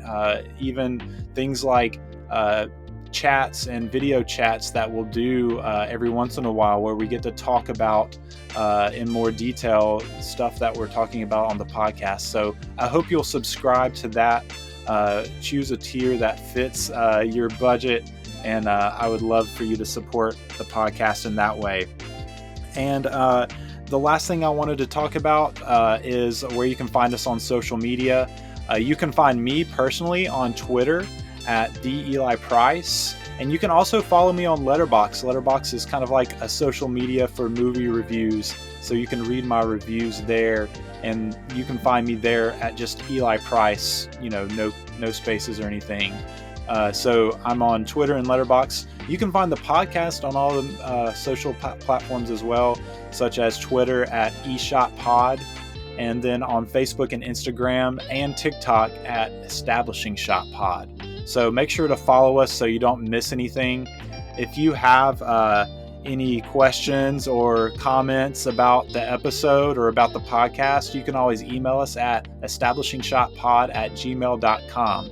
And the very last thing I want to do before you get back into the episode today is just ask you to please go to Spotify and Apple and leave some ratings and reviews. That really helps the visibility of the podcast and gets it in more people's podcast feeds. And so we hope you will do that for us, and we would greatly appreciate it. So I hope you enjoy the rest of the episode, and I will see you next time on the Establishing Shot podcast. Hey everyone, welcome back to the Establishing Shot. I hope you enjoyed our discussion on the Grand Budapest Hotel. I know me and JP enjoyed it. Definitely. You don't mind if I speak for you. No, I hated it. I hate everything. Just kidding. Just jokes. Terrible discussion. Yeah. We're going to jump into some movie news. So this week that this is releasing is going to be the weekend release of Indiana Jones and the Dial of Destiny. And so I figured we'd talk for a minute about that, kind of maybe a briefer movie news section, just sharing some thoughts a little bit about it. But yeah, one thing that I didn't even realize, I don't know, maybe I've just been living under a rock and I haven't been like super excited anticipating this, so I haven't been like scouring the Letterboxd and IMDb pages for it. But I didn't even realize that Spielberg is not directing this. Oh wow, okay. Yeah, it's not even Spielberg's not directing it. I knew it was James Mangold, but I'm just surprised that you didn't know that. Yeah, so which I did and I just forgot. Because when I think Indiana Jones, I think Steven Spielberg. Right. And so like it's pretty natural to just assume like, oh, he's directing this. But yeah, he got kind of stepped out away from the project in 2020 to work on, which I'm glad he did, because we got his West Side Story adaptation. And I really love that. That's the first Spielberg me movie too. In a long time that I really loved. Yeah, it was good. And The Fabelmans. The Fabelmans was really good. Fabelmans. I'm sure I'd like it. I still haven't seen The Fabelmans, but I don't think I've like really, really loved anything he's done since maybe War of the Worlds. He's probably maybe done a couple of the movies since then that I probably would have liked, but most of his recent stuff, like Ready Player One, stuff like that. Like Ready Player One was fine, Yeah. But yeah, no, I'm a big fan of the when I'm growing up, we had the original film version on DVD. Big fan of that, and I thought that the version he did, I thought was like a really good way to update it, and I thought they still kind of had a lot of. It still felt very like fantastical, like stage plays presence, and I just think it was a better adaptation. There was a couple little moments here and there that I felt like you could kind of feel the 2020-ness, so to speak, of it. Sure. Sure. But for the most part, I thought it was a really good adaptation. I really enjoyed it. I'm sad it flopped, but I had a good time. Yeah, yeah. And to me, like the ways that he updated it for his adaptation from the, what was it, 50s version I think of West Side Story. The play might have been 60s, 50s. Yeah, the movie is from it's like kind of like mid to late 60s, so the play was probably around that time, but I think it's set in the 50s. Yeah, I think that's right. Yeah, 61 was the original film version, which I wasn't a huge fan of when I watched it, honestly. And all the problems that I had with that one, it felt like Spielberg fixed. So that's why I really liked his adaptation. Because it felt like he fixed a lot of the problems that I had with the old one. I feel like it's a little hard to compare because it's just a completely different. It is. Time period, different era, yeah, different technology, different filmmaking techniques, yeah. But it was, I'm thinking more of like the story, but yeah, anyway, I see that. As far as Dial of Destiny goes, I mean, firstly, ever since they announced it, not a huge fan of the title. I think it sounds kind of dumb. But it's Indiana Jones, I don't know, because Raiders of the Lost Ark, Temple of Doom. That sounds cool. Dial of Destiny sounds really cool. Even Kingdom of the Crystal Skull, I think I kind of get behind, but I'm just like, I don't know. I feel like everything I've seen from it, I'm like, it just feels like a movie. I'm just gonna wait for it to come out on Disney Plus or some streaming service. Like, I haven't really seen anything that like really makes me want to like go see in the theater. And like, so my whole philosophy is I love going to movie theater. It's like my favorite thing to do. Like, if I really want to see a movie, that's how I want to see it first. But every year I always have a list of, these are movies I want to go to the movie theater for. These are movies that I still want to see, but I don't know if I want to commit to like paying movie theater prices to go see. And as much as I love James Mangold, I think Logan's one of the best, superhero films ever made. Excuse me. And I like Ford versus Ferrari was good too. I haven't seen it, but it did look really good. Like I'm not even like it was enjoyable, guy, but the cinematography looked great. And also, I mean, I love Matt Damon and Christian Bale. So, but and he's done some other stuff, like even the Wolverine I like, but I'm a big fan of like samurais and Japanese cinema and stuff, and there's a lot of inspiration from that there. But obviously I love Harrison Ford as his character. He's iconic.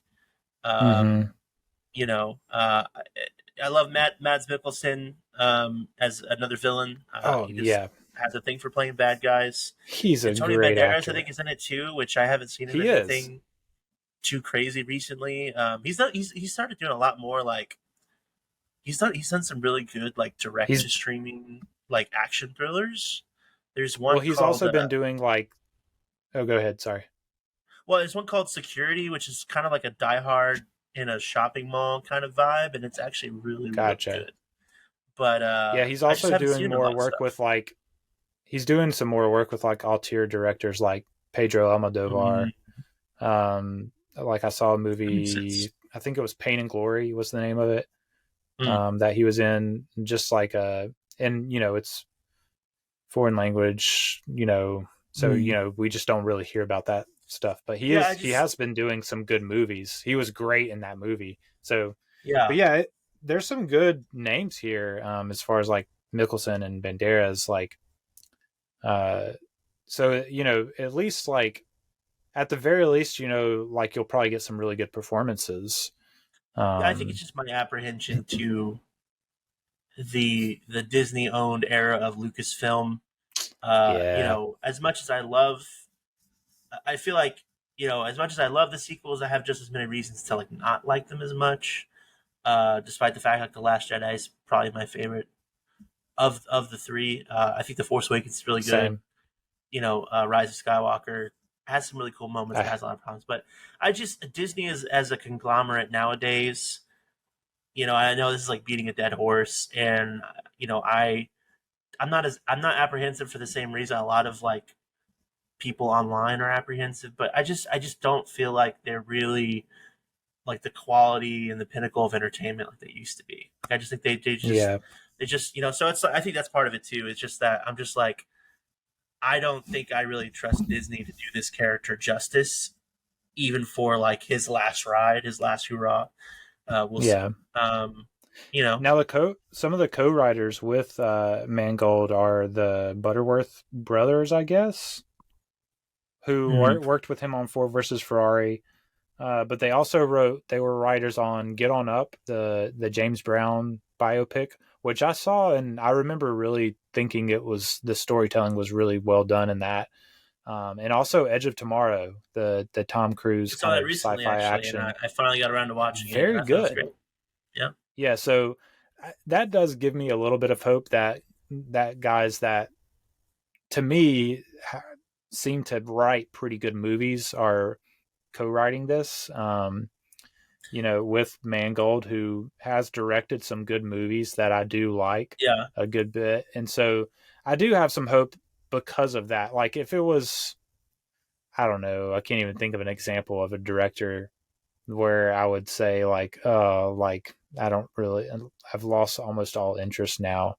I think Phoebe Waller-Bridge also got a little involved with the writing for this as well, which that's kind of the aspect that worries me a bit more, just because I think a lot of projects I'm aware of that she's been involved with writing have a very particular voice, so to speak. Not that there's anything necessarily wrong with that per se, but I'll say it this way. I saw something on Twitter where somebody was like, an actual line of dialogue in the movie is, Indy goes, "I fought Nazis, and then her character says, "And you stole from indigenous people too," which I'm just like, there's a lot there to unpack. If again, I don't know if this is true. It's just a random thing I saw on Twitter. But we live in a world where I 100% can believe that that's possible. I'll get around to watching it eventually. It sounds like something. It sounds like some of the lines you would hear like in She-Hulk that were coming out that were like, I think that were like that show actually. Yeah. Nothing against her. I mean, get that bag, girl. It's like, yes, what you're saying is good and true and meaningful, but also like, can't you write in a way that's more meaningful also to actually or like, so, or does it feel so forced? I guess we'll find out. Yeah, I don't know. So I that was kind of always been my apprehension from the very beginning. Like, how is this? Right. How is a character like this going to be handled? Because it is such an iconic character. The first three films are all great. Even Kingdom of the Crystal Skull. I'm not going to say I'm a defender of that movie, but I definitely don't hate it as much as a lot of other people do. And I think mostly because I was a kid when it came out and I first saw it, and I like Shia LaBeouf in that movie. Early to mid 2000s, Shia LaBeouf is my favorite Shia LaBeouf. Like Transformers, Eagle Eye, that movie. Disturbia. That was like, I've not seen it, but I think I actually had some Disturbia like a long time ago. But just when he was just running around like screaming, freaking out all the time, like in movies, like that's like peak Shia LaBeouf in my opinion. Although he has become a really great actor even now in his own right. Not to say he wasn't great then. He just kind of played the same character. Different, a lot of times. But, very different. So overall, I'm, I think I'm gonna wait on this one. I know though, not that I take Rotten Tomato scores very seriously, but it's like a 50% critic score last time I checked. So that's I don't know. It's sad. It's sad to see it. It's sad to see it, but we'll see. We'll see what happens. I liked, and I will say, this is a little bit of a hot take. Personally, I really liked how Han Solo was handled in the sequel trilogy. Harrison Ford is like, he's like a tired old man, and he's just like, because Han Solo was supposed to die in the very first movie, and ever since then, I feel like Harrison has always been like very apprehensive about returning to that character. But also the way it was woven into the story, being this very iconic moment of Kylo's way of fully giving over to the dark side, but then you go into The Last Jedi, and it's like every time he's on screen, you just feel the tension within himself over that. And I even liked how he comes back as like not a Force ghost, but like the scene in Rise of Skywalker where he comes back as like this like memory voice. Yeah, I think it's like the most beautiful part of that movie. I absolutely love that scene. And because also there's the reflection of, I know what I have to do, but I don't have the strength to do it. He repeats that line, and this time he throws the lightsaber instead of, using it to strike down his father. I personally think, I don't know what else you could have done with that character without recasting the role, because Harrison Ford is an old man and can't be doing a bunch of action movie stuff. So even in this movie, I'm sure it's going to be pretty noticeable when it's a stunt double. I don't know. They do some de-aging on him too. That's true. That might work into the critics' rating too. For some reason, critics hate the de-aging technology. I feel like that's why the Irishman. That's all people wanted to talk about. And I'm like, can you just get over the de-aging technology and see how awesome? They were like, it's like the best we've ever. It's like the best it's ever been. And I'm like, they still look rubbery, man. Like, yeah, but the story is amazing. So who cares? it was all right. I don't know. I love the Irishman personally. Anyway, we're not talking about that. But overall, I think I'm going to sit this one out, wait and see what happens. I'll watch it at some point, but it's just not one of those movies where I'm like freaking out to go see. You know what I mean? Yeah. I'll tell you this. If anything makes me want to go see it, it's just to support Harrison Ford. Like, there's stories coming out of like its premiere at Cannes where he's like tearing up and just like very emotional. Apparently he's said that this is going to be his last movie. And, so if there's a reason for me to go to, he's going to be in Brave New World, the new Captain America movie. He's now the Thunderbolt Ross of the MCU. Gotcha. Well, that's what I heard, is that he's kind of done. Maybe it is with Indiana Jones, but maybe I was understanding it as like he's kind of just stepping down from acting, but maybe I read that wrong. Yeah, I mean, I'm sure he's getting to a point where, unless it's him having to just sit in a chair for the whole movie, it's just hard to physically, because not even the physicality of the role, but just having to like be on set for 12 to 14 hours a day. Once you get to a certain age, like, that's just hard, and he's how 80. Are. So, yeah, which is crazy. I feel like we're at a point where there's a lot of actors that we grew up with that I think we're going to start to see pass away, and it's going to be really sad. Like people that have been there like my entire life, the entire 27 going on 28 years I've been on planet Earth. I've been seeing certain people in movies, and even now there's like new people starting to pop up and be talked about. I'm like, I have no idea. Like Paul Mescal, I keep hearing everybody talk about him. I'm like, I have no idea who that guy is. Like, I'm still infatuated with like Joaquin Phoenix and Willem Dafoe and all these kinds of people. So, right. Even Denzel Washington's like, I'm like, one day he's like gonna not make any more movies. He's up there, man. He's getting older. I think he's kind of slowing down too, and it's just like he's like literally one of the best, if not the best ever. Right. So yeah. Anyway, I just I didn't really mean to get. Did you see Tragedy on Macbeth? I watched like half of it and haven't had a chance to go back and watch it. But I did like it. He's incredible in it. Yeah. People say they could make a movie where he just sits on a toilet with constipation for 2 hours and people would watch it. And absolutely, I would. So anyway, yeah. That's great. I'll get around to it, but I feel that too, like wanted to support Harrison for one last ride. Yeah, for sure. And if I do go see it, that'll probably be the main reason why. It's just like I want to go see Harrison Ford as Indiana Jones one more time. Which I want to watch. I want to rewatch all of them. Actually, I think I talked about on a past episode. I haven't seen Kingdom of the Crystal Skull. So, I have a feeling that my personality is going to like force myself to like it just to be like different than everyone else, to have a different take than everyone else.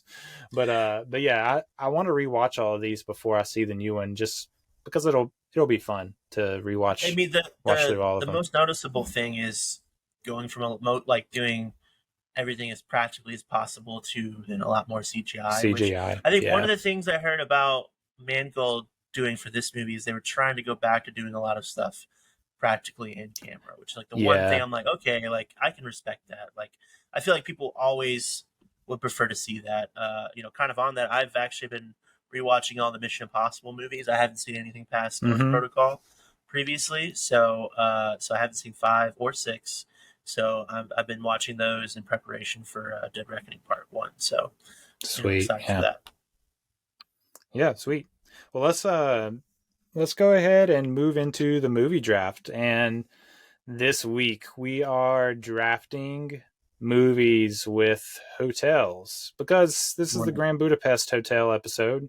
We've got to draft movies with hotels. And so I don't know if you had planned on trying to draft Grand Budapest Hotel, but I was going to kind of set it aside as undraftable. Yeah, I feel like every time I come into these, obviously like, it's the 101 Hotel. right. When I don't know, I can't speak for every other guest. I think I saw one of your other guests like drafting the movie you guys were talking about, but in my mind, it just kind of it's like the baseline rule is you can't draft the movie you're talking about in the episode. So no, I was not planning on drafting Grand Budapest. Good, yeah. Okay, well, let's just say it's the namesake for it's the number one in our hearts. It's undraftable because it's just so good. So, right. But yeah, we're gonna draft some hotel movies, and since you are a returning guest, people should know by now that you drafted first last time. So I am taking the first pick this time because because I was so gracious last time. I think I deserve it, right? Prepared for this. Okay, all right. See, what I did last time is I tried to play the game in my head and think what were the ones you were going to pick, and then try and pick ones that you wouldn't think of. But with this kind of movie, surprisingly, I think it was even harder to find films. So we'll see how this goes. Yeah. I don't know. I found a lot of them, but we'll see. I'm sure there's some overlap because there's just some really iconic ones to choose from. But I think for the number one pick overall, I'm going to go with Psycho. Alfred Hitchcock's Psycho. Just like the Bates Motel, just iconic, classic. You've got the shower scene, which everyone who's seen Psycho knows the shower scene. The first shot of a flushing toilet. Oh, really? Yeah. I did not know that. Yeah. That's great. As far as I know. It might be one of those like random film things that isn't actually true, but I'm like 90% sure. That's like the other big thing is like I think, because isn't there the drain to the toilet flushing, like match cut or juxtaposition? Anyway, doesn't matter. Yeah.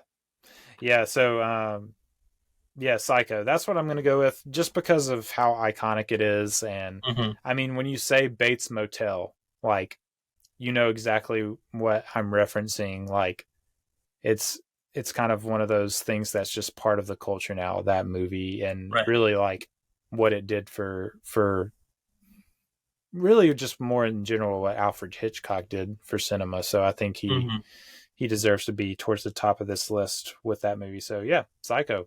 Where are you going? The second pick, number one for you. All right. My first pick, speaking of iconic hotel movies, I got to go with 2004's Hotel Rwanda. I mean, okay, it's not the easiest watch in the world, but I feel like it's a movie that we watched when we were in school and has always really sat with me, and it's a true story. Don Cheadle puts in still to this day, probably his best performance he's ever done. And it's just one of those movies that I feel like it's like super iconic and impacts you, in a way where it tells this very tragic story, but also tries to pull some hope and inspiration and the way the human spirit can triumph out of the situation as well. Yeah, I've actually never seen Hotel Rwanda. It's one of those movies that like I know is going to be a hard watch. and just kind of like has probably like sat on the watch list for a long time, and I've just never gotten around to watching it. So it's definitely not on the level of like Schindler's List, but you know, obviously, because the actual like the hardest parts of it, you know, is kind of towards the beginning of the movie, and the main focus is on Don Cheadle's character, whose name escapes me, trying to focus on, you know, keeping everybody safe as he can. But right. It's more on the drama around the situation. But definitely highly recommend it. Okay. Yeah. Okay. So number 2 for me, number 3 overall, I guess. This is tough. I have at least one that I think I can wait on and take with my last pick. So I'm going to risk it. And I'm going to go with, there's definitely one that is also iconic that I don't love as much as others. So I don't know if I'll pick it or not. But I'm going to go, I guess I'll go with Memento in this pick. The Christopher Nolan film. I mean, I know the movie. I'm really just trying to think of how. Well, like he lives in a hotel, like, and he has all of his little Polaroids kind of posted around the hotel. It's kind of like it's where he goes back to kind of like recollect who he is. I'll give it to you. I'll give it to you. I don't remember it being especially stated it was a hotel, but you got it. Yeah. All right. I mean, it's very obviously like a little motel that he's living in. All right. Like it's unmistakably a motel. But yeah, I think Memento is a really interesting film in general. And, you know, I think that, you know, if you watch it, you know, that his memory and the way his like lapses in memory work, routine is very important to him, and his little hotel room is a part of that routine. So it does play an important role as far as like the story goes too. So yeah. It's just a really good movie. So yeah, Memento. All right. I'm just trying to figure out the rules here, man. Okay. All right. So my next pick is going to be a movie that I saw in theaters and I thought was really good, even though I think critically speaking, I don't think it did as well as it should have. Featuring a fantastic against type performance from Chris Hemsworth. I'm talking about 2018's Bad Times at the El Royale. Really great. That's one I wanted to see and haven't got around to. Yeah, it was great, man. I was really interested in it when it came out, and so I went and saw it in the theater. And really great kind of neo-noir, you know, a bunch of different characters end up in the same place, and, you know, things happen. It's good. And Chris Hemsworth is he's kind of the bad guy. He's almost like a Charles Manson kind of like cult leader kind of guy, but very, very charismatic. You know, he's got like he's either shirtless or his shirt is like unbuttoned the entire film. I mean, but like you can understand why people would follow this guy. But great movie, great performances from the ensemble cast. I mean, Chris Hemsworth, who's the other guy, the guy from like True Grit. His name is escaping me right now. I always get his name mixed up with somebody else. Jeff Bridges?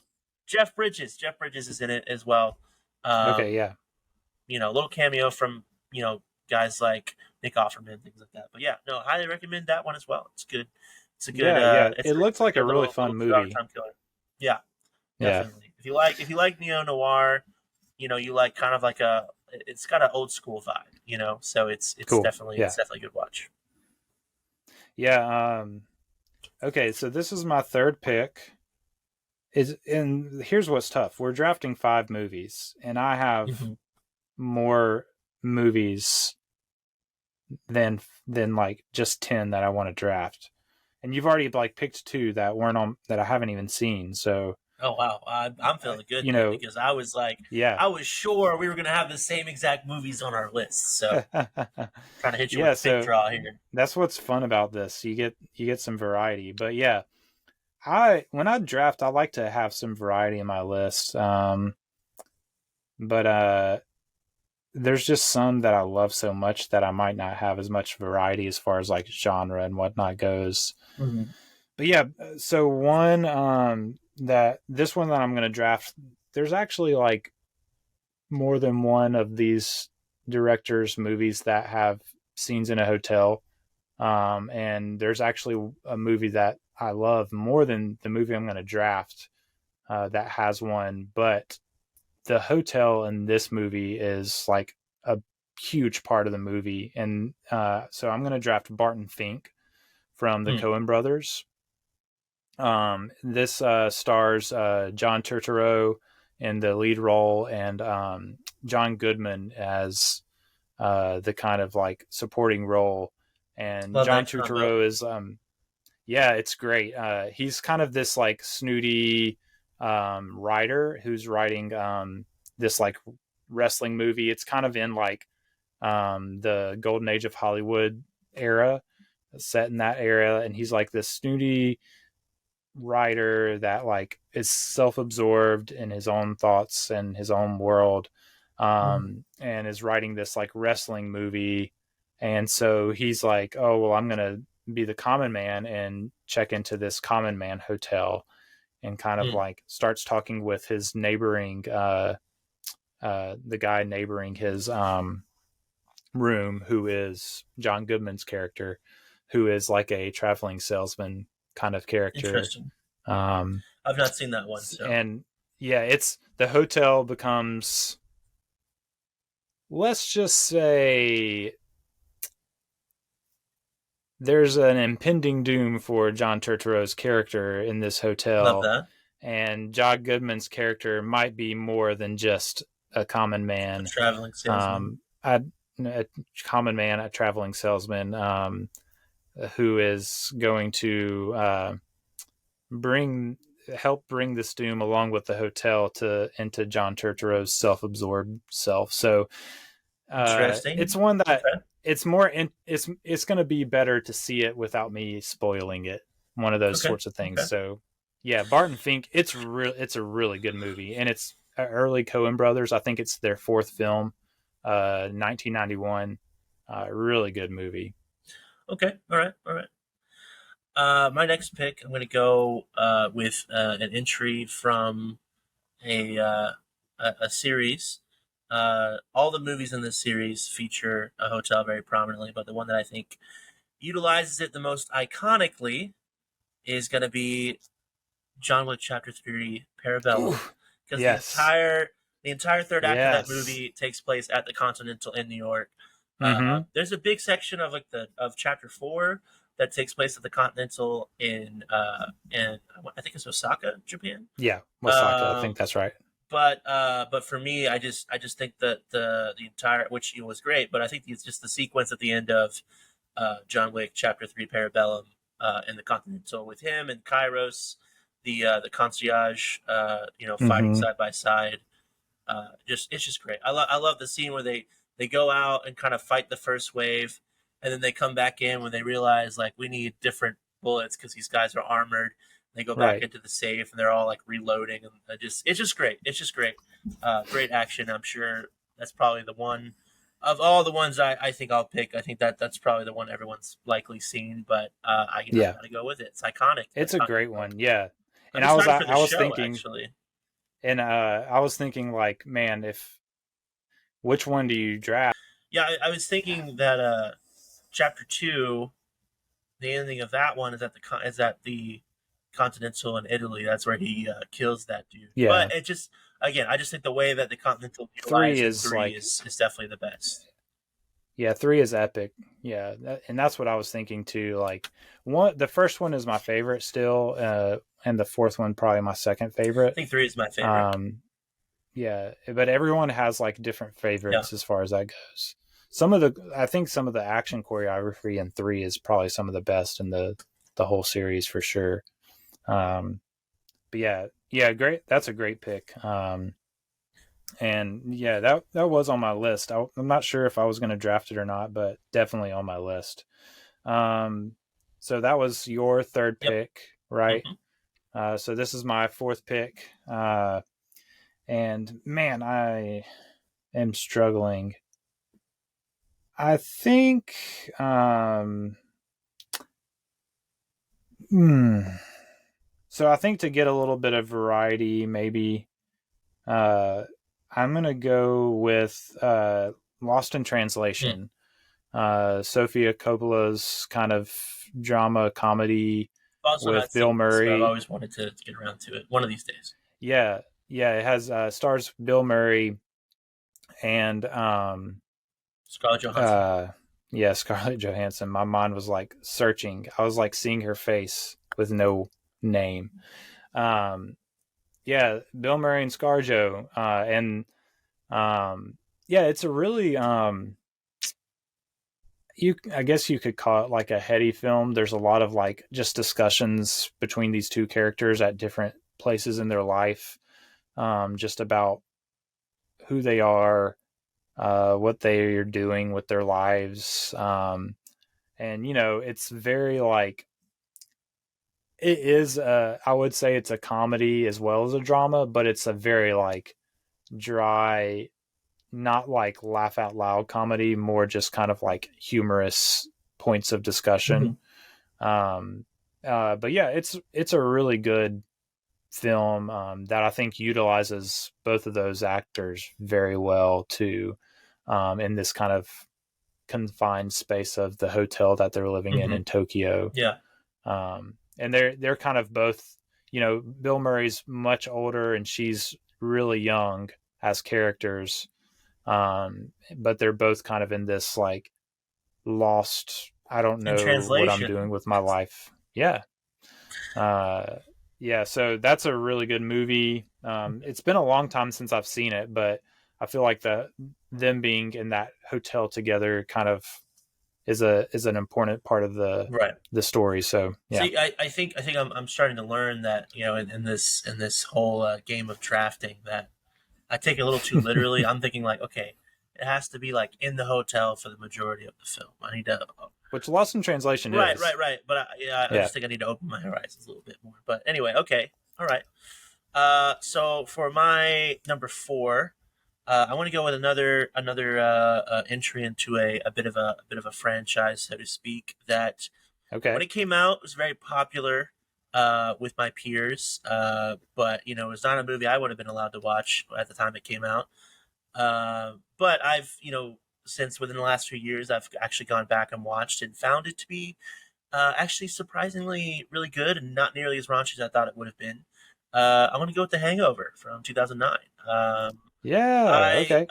I'm very picky about comedies, as I've kind of said. Like, I don't really like raunchy comedies. I'm a big fan of sex comedies, and I think for a long time I just assumed this was what this would be based on the type of people I knew who really liked it, because that's the kind of stuff that they found funny. But I think within the last few years, I took time to watch it, and it's almost like sweet and endearing, like just seeing these guys like kind of walk through the transition one of their friends is going through and getting married.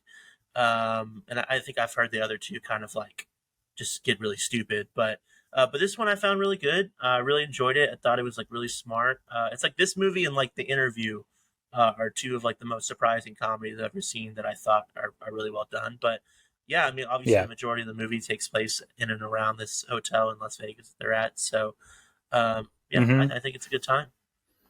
Yeah, it is. It's a great and kind of iconic in that era. Although like that era of comedies, which last week it hasn't released at the time of our recording, but last week's episode, our draft was 2000s comedies. And there are so many to choose from. We actually drafted 10 each. And there were still like, we didn't draft The Hangover. It just like neither one of us had that high up of our list. But it is an iconic 2000s comedy. There's just so many good comedies in the 2000s. And so The Hangover is definitely one of the good ones from that era, I think. This is, it's my last pick. Drafting 5. I still have a lot of them on the table that I'm coming for the win. I think are really good. This time around, dude. I'm trying. But I'll do some honorable mentions.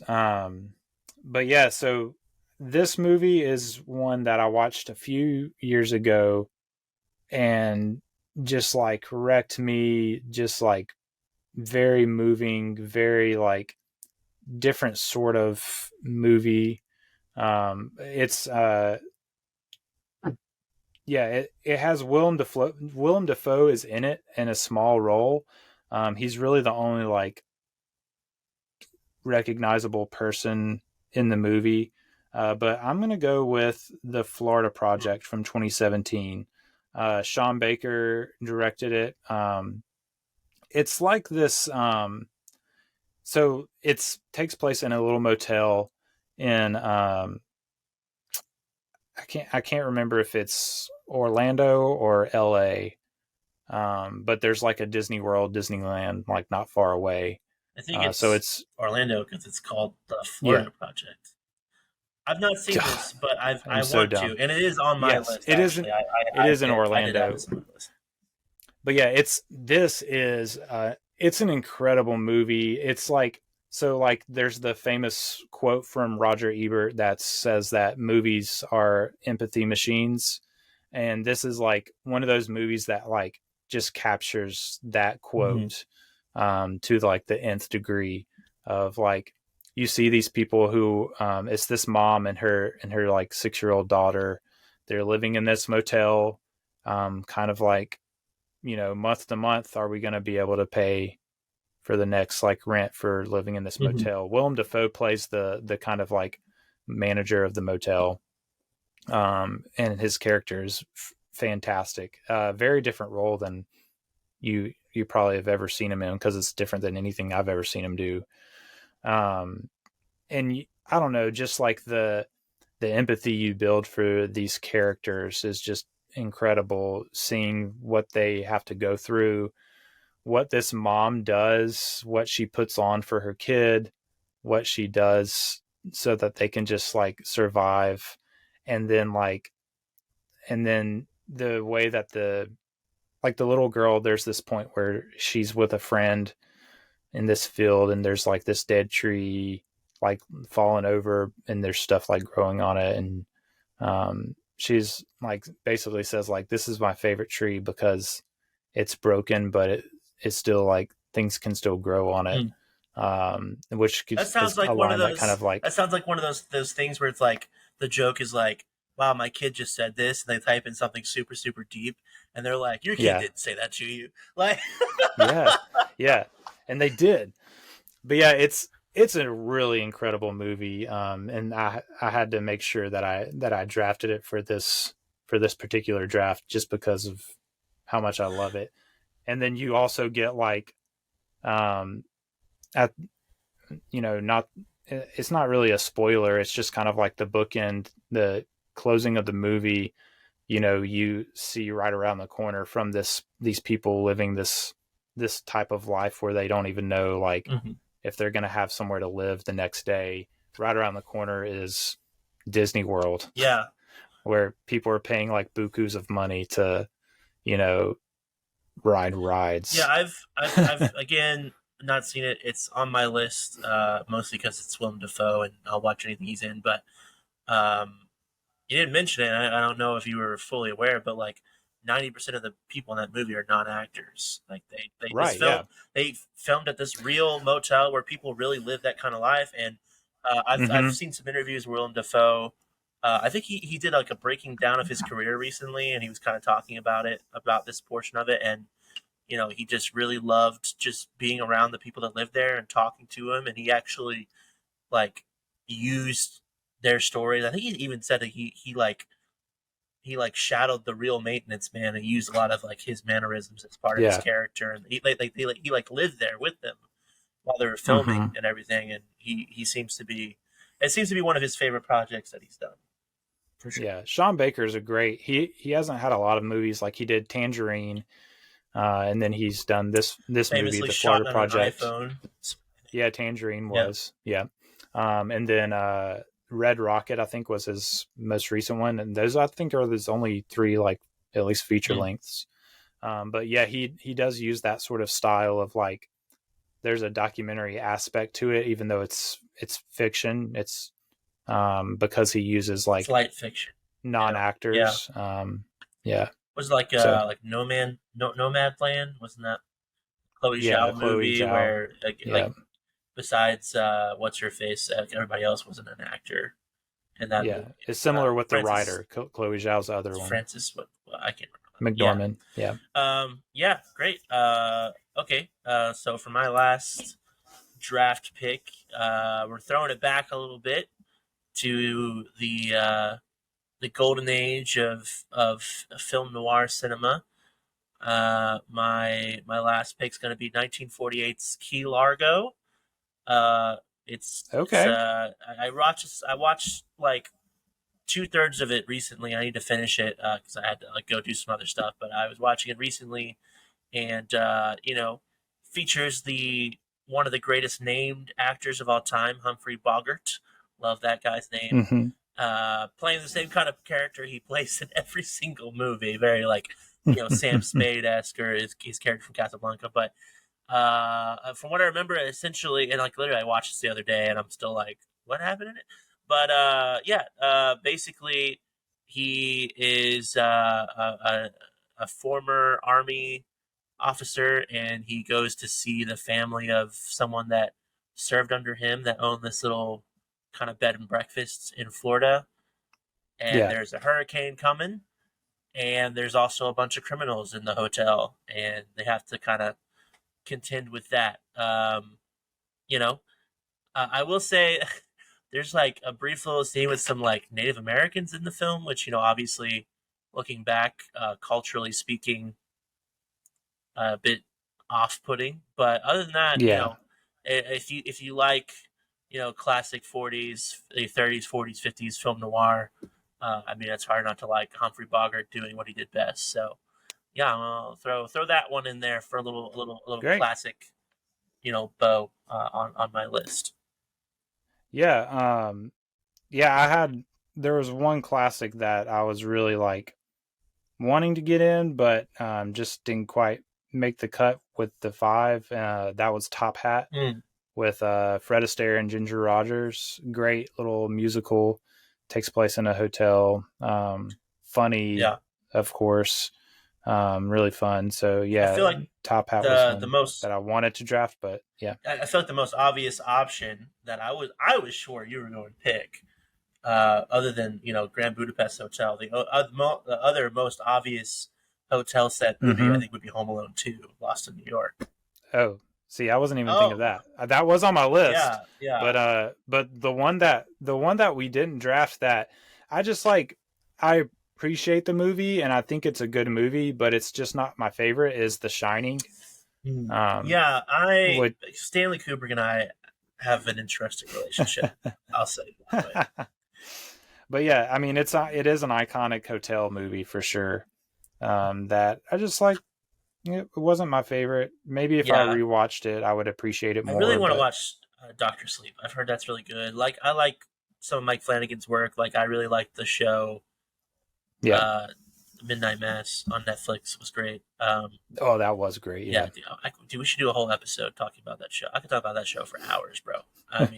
So I saw on Twitter recently some like behind the scenes footage of like Stanley Kubrick talking about The Shining, and was surprised at how much he was laughing, because I just feel like this image I have in my head, he was a very like depressed, negative person. Also, he was absolutely annoyed with his British crew on the set of Full Metal Jacket because they kept taking tea breaks. There's like this clip of him sitting in a chair, and it's like he's like, "You guys already took a tea break at like 5. Why do we need to take another one?" And he's like, you could just tell he's so over it. But I don't know. Yeah. It's interesting to see a different side of Stanley Kubrick, someone who I feel like has made a couple of those movies where I'm like, this should never have been made. This sick, depraved man. Clockwork Orange? Why? I don't know. Anyway, but yeah, no, obviously The Shining, very iconic in the horror space for sure. So yeah, and like I'm gonna rapid fire some other like honorable mentions that either like have a very like prominent hotel throughout, or maybe just like some of them are just like some really great scenes. Like No Country for Old Men has Oh that yeah, I was scene. thinking about that when you were talking Um, about Barton Fink being a Barton Coen Fink, movie. and that's the other one I had in mind. That scene's Which iconic. No Country for Old Men is a much better movie in my opinion. First Blu-ray But I that ever bought. scene, geez, yeah, 8.5, which I caught up with not long ago. It's Federico Fellini, Italian, very like I guess influential Italian director from the '60s.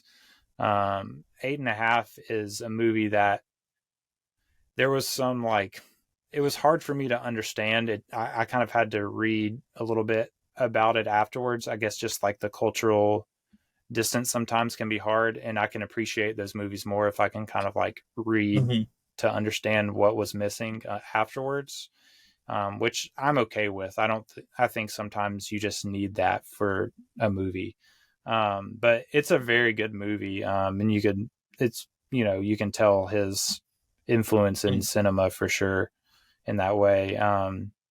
But it takes place at a hotel of sorts. Ocean's 11. I mean, really any of the Ocean's movie, Casino the Hotel. heists of. I was gonna say I don't know if Casino Hotel. If you're gonna count casinos, I would say what is a cruise ship but a hotel at sea? And but even better than a cruise ship, what about a cruise ship in space? So I would say The Fifth Element would count as a movie that takes place in a hotel because like the majority of that film is set on the space liner, whatever, Floston Paradise or whatever it's called. Which it's obviously it's a hotel basically in space. Yeah, so. We could make that stretch to allow it. Okay. Well, if I would have known, that would have been on my list. What have you seen? One Night in Miami. I've not seen that yet, but again, it's oh man, so it's based on a stage play, and it's after Muhammad Ali has, I don't remember if he like won heavyweight or like kept it wrecked with somebody a fight in the wing. Yeah, but he was still Cassius Clay at the time, and it's this kind of imagining of it's a real thing that happened, but obviously like the conversation is imagined. It's him, it's Cassius Clay before it's actually like right before he's going to announce like the next day his conversion and that his new name as Muhammad Ali. Him, Sam Cooke, and Malcolm X, and I'm trying to remember the other guy is less well known, but he was a pretty like well known football player at the time. I'm looking it up. I'm stalling by dragging out my sentences. Jim Brown. Okay. He was a famous football player at the time. It's them four like in a hotel room the night after Cassius Clay's fight, and it's just like basically a conversation around like everything going on. Just like the pivotal point of that they're all in history and like their roles to play with the influence that they have. And it's really, really good. And Leslie Odom Jr. I feel like steals the show as Sam Cooke. He's incredible, just absolutely incredible. So that was one that I thought about too, that I wanted to get in there. But then you have like some that are just like really great scenes, like Ghostbusters with Slimer in the hotel. Like that's a great scene that takes place in a hotel. Beverly Hills Cop, where he shows up and he's acting like he's a Rolling Stones magazine reporter and like starts yelling in his Eddie Murphy way. Like great. I mean, just great scene. But yeah, so there's a lot of hotel related things. But yeah, I guess we should read back our picks to solidify them. Which I'm going to get you to read back yours because I missed writing down a couple in the middle. I was just so engaged by what you were saying. So my five were Hotel Rwanda, 2004, Bad Times at the El Royale, 2018, John Wick Chapter 3 Parabellum from 2019, The Hangover from 2009, and then that's the one I missed. Key Largo from 1948. Great. Yeah, I mean, really a Good mix. great list. Good mix. Unfortunately, there wasn't enough monster movies set in hotels for me to pick from. That's true. That's true. But yeah, I had Psycho by Hitchcock, Christopher Nolan's Memento. That's Memento, Memento. Barton Fink by the Coens, Lost in Translation, and The Florida Project. So yeah, great draft. We'll see. Got a chance this time. Yeah. We'll see. For sure. Unfortunately, I picked too many sharks on the last episode. So yeah, that's I think I had texted you. My sister had voted for me, and her reasoning was that yours had too many sharks. She should know that she is now like my main enemy in life. Like, okay. You know, I'll let her too know. Many sharks to watch out. Who doesn't like sharks? Watch your back. Okay. Anyway. Which, by the way, hearkening back to the Spielberg talk, our local theater does like flashback cinema, which is like showing old movies, and I saw that Jaws is going to be playing in July at some point. Jealous. So I really want to try to make it to the theater to see Jaws in theater. One of those, I went and saw Die Hard on Christmas Day in the theater for like one of those flashbacks. It was like literally me, and it was like 10 o'clock in the morning. So it was just me and like there was like two older dudes that were probably my age when it originally came out, and it was great. It was a great time. Great way to spend Christmas. Which let's go ahead and transition into recommendations of the week. And I guess that's going to be my recommendation. Off the cuff, totally winging it. And that is, if your local theater ever shows like really good old movies, then like go watch an older movie in theaters. Like I saw The Godfather in theaters a few years ago, and that was just a great experience to be able to like see a movie that I never would have had the chance to see in theaters when it came out, but to see it on a big screen is really cool. And I want to do that with Jaws. So hopefully I'll be able to make it. Yeah, we'll just have to see. But pretty much that's my recommendation. Pretty much any movie before the mid '80s when home video became a thing, that's the only way you could see them. So, right. Kind of sticking with the theme of Ralph Fiennes, my recommendation, if you love Ralph Fiennes, you'll really love this movie because he stars in it and directed it. I'm going to recommend 2011's Coriolanus. It is a film adaptation of the Shakespeare play Coriolanus. It's him and Gerald Butler. And I remember the first time I saw this movie, I found it mesmerizing. I think really well directed.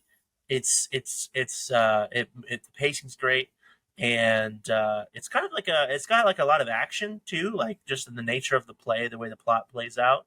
Like it's a really easy to digest Shakespeare play. It's kind of like a Macbeth. I feel like of all Shakespeare's play, Macbeth is the one that's like the easiest to read. People like the most. Sure. But there's also 20 million adaptations of Macbeth. Throne of Blood being the best. But yeah, Coriolanus 2011. He stars as the Coriolanus. He directed it. Gerald Butler also gives a great performance. I think people think he's a bad actor, but I'm like, he can be really good. Like when he's in a movie that requires him to be good. He just also happens to be like really badass when he's like fighting people. So he does a lot of cheesy action movies. It's great. I have it rated as a 4 out of 5. I haven't seen it in a hot minute, but I'm sure I would still like it. That's my recommendation. I'm gonna have to check that out because it feels like a perfect fit for Ralph Fiennes to do some Shakespeare. Very different Ralph Fiennes performance. He's much more serious, obviously, but it's, but I could see him in it. Oh yeah, right? No, he's phenomenal. I mean, it's like he feels like he was taken straight out of like Shakespeare's era. The way that he just performs all the words so well. So that's great. It does have one of the more famous line. I feel like the line "Cry havoc and let loose the dogs of war" or whatever the line is. It's like kind of one of those little Shakespeare, mannerisms people kind of know. I feel like if I remember correctly, it's from this movie, but there is one really famous monologue that people. It's like one of the monologues people perform for auditions and stuff. That's from it. So there might be a Right. couple moments that people recognize, even if they've never read the play directly, just if you know anything about Shakespeare. But it's a good time. Cool. Yeah. Sweet. Well, great recommendation. This has been really fun.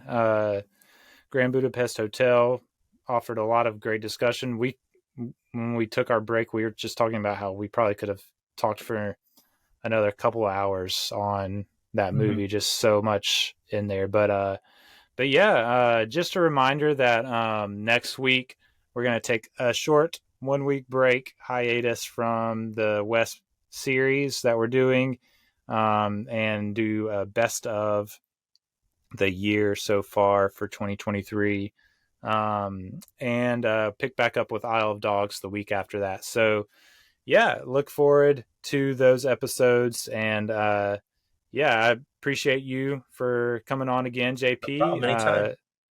Yeah, it's been a great discussion. And that is it for today's episode. I've been Eli Price for JP Boudreaux. This has been The Establishing Shot. See you next time. Thank you so much for joining us on The Establishing Shot today. We hope you enjoyed the episode and got a lot out of it. Make sure before you go to like and subscribe on all your podcast platforms, and especially on Spotify and Apple. If you could leave a rating and review, that would greatly help the visibility of the podcast, and I would greatly appreciate it.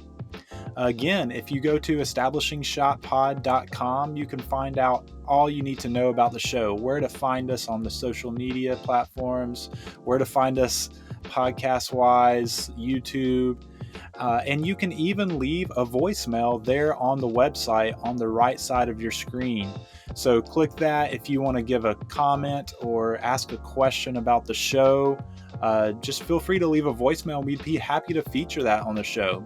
And also, if you just want to email rather than leave a voicemail, you can email us at establishingshotpod@gmail.com, and we would be happy to answer your question there or feature a question or comment on the show if it pertains to the episodes. So please do that. And we would love for you to join the Establishing Shot family. You can, again, find where to do that on the donate page at establishingshotpod.com. We hope you have a great week, and we look forward to seeing you again next time. We were happy here. For a little while. But look, I figure it this way. Better to be king for a night than schmuck for a lifetime.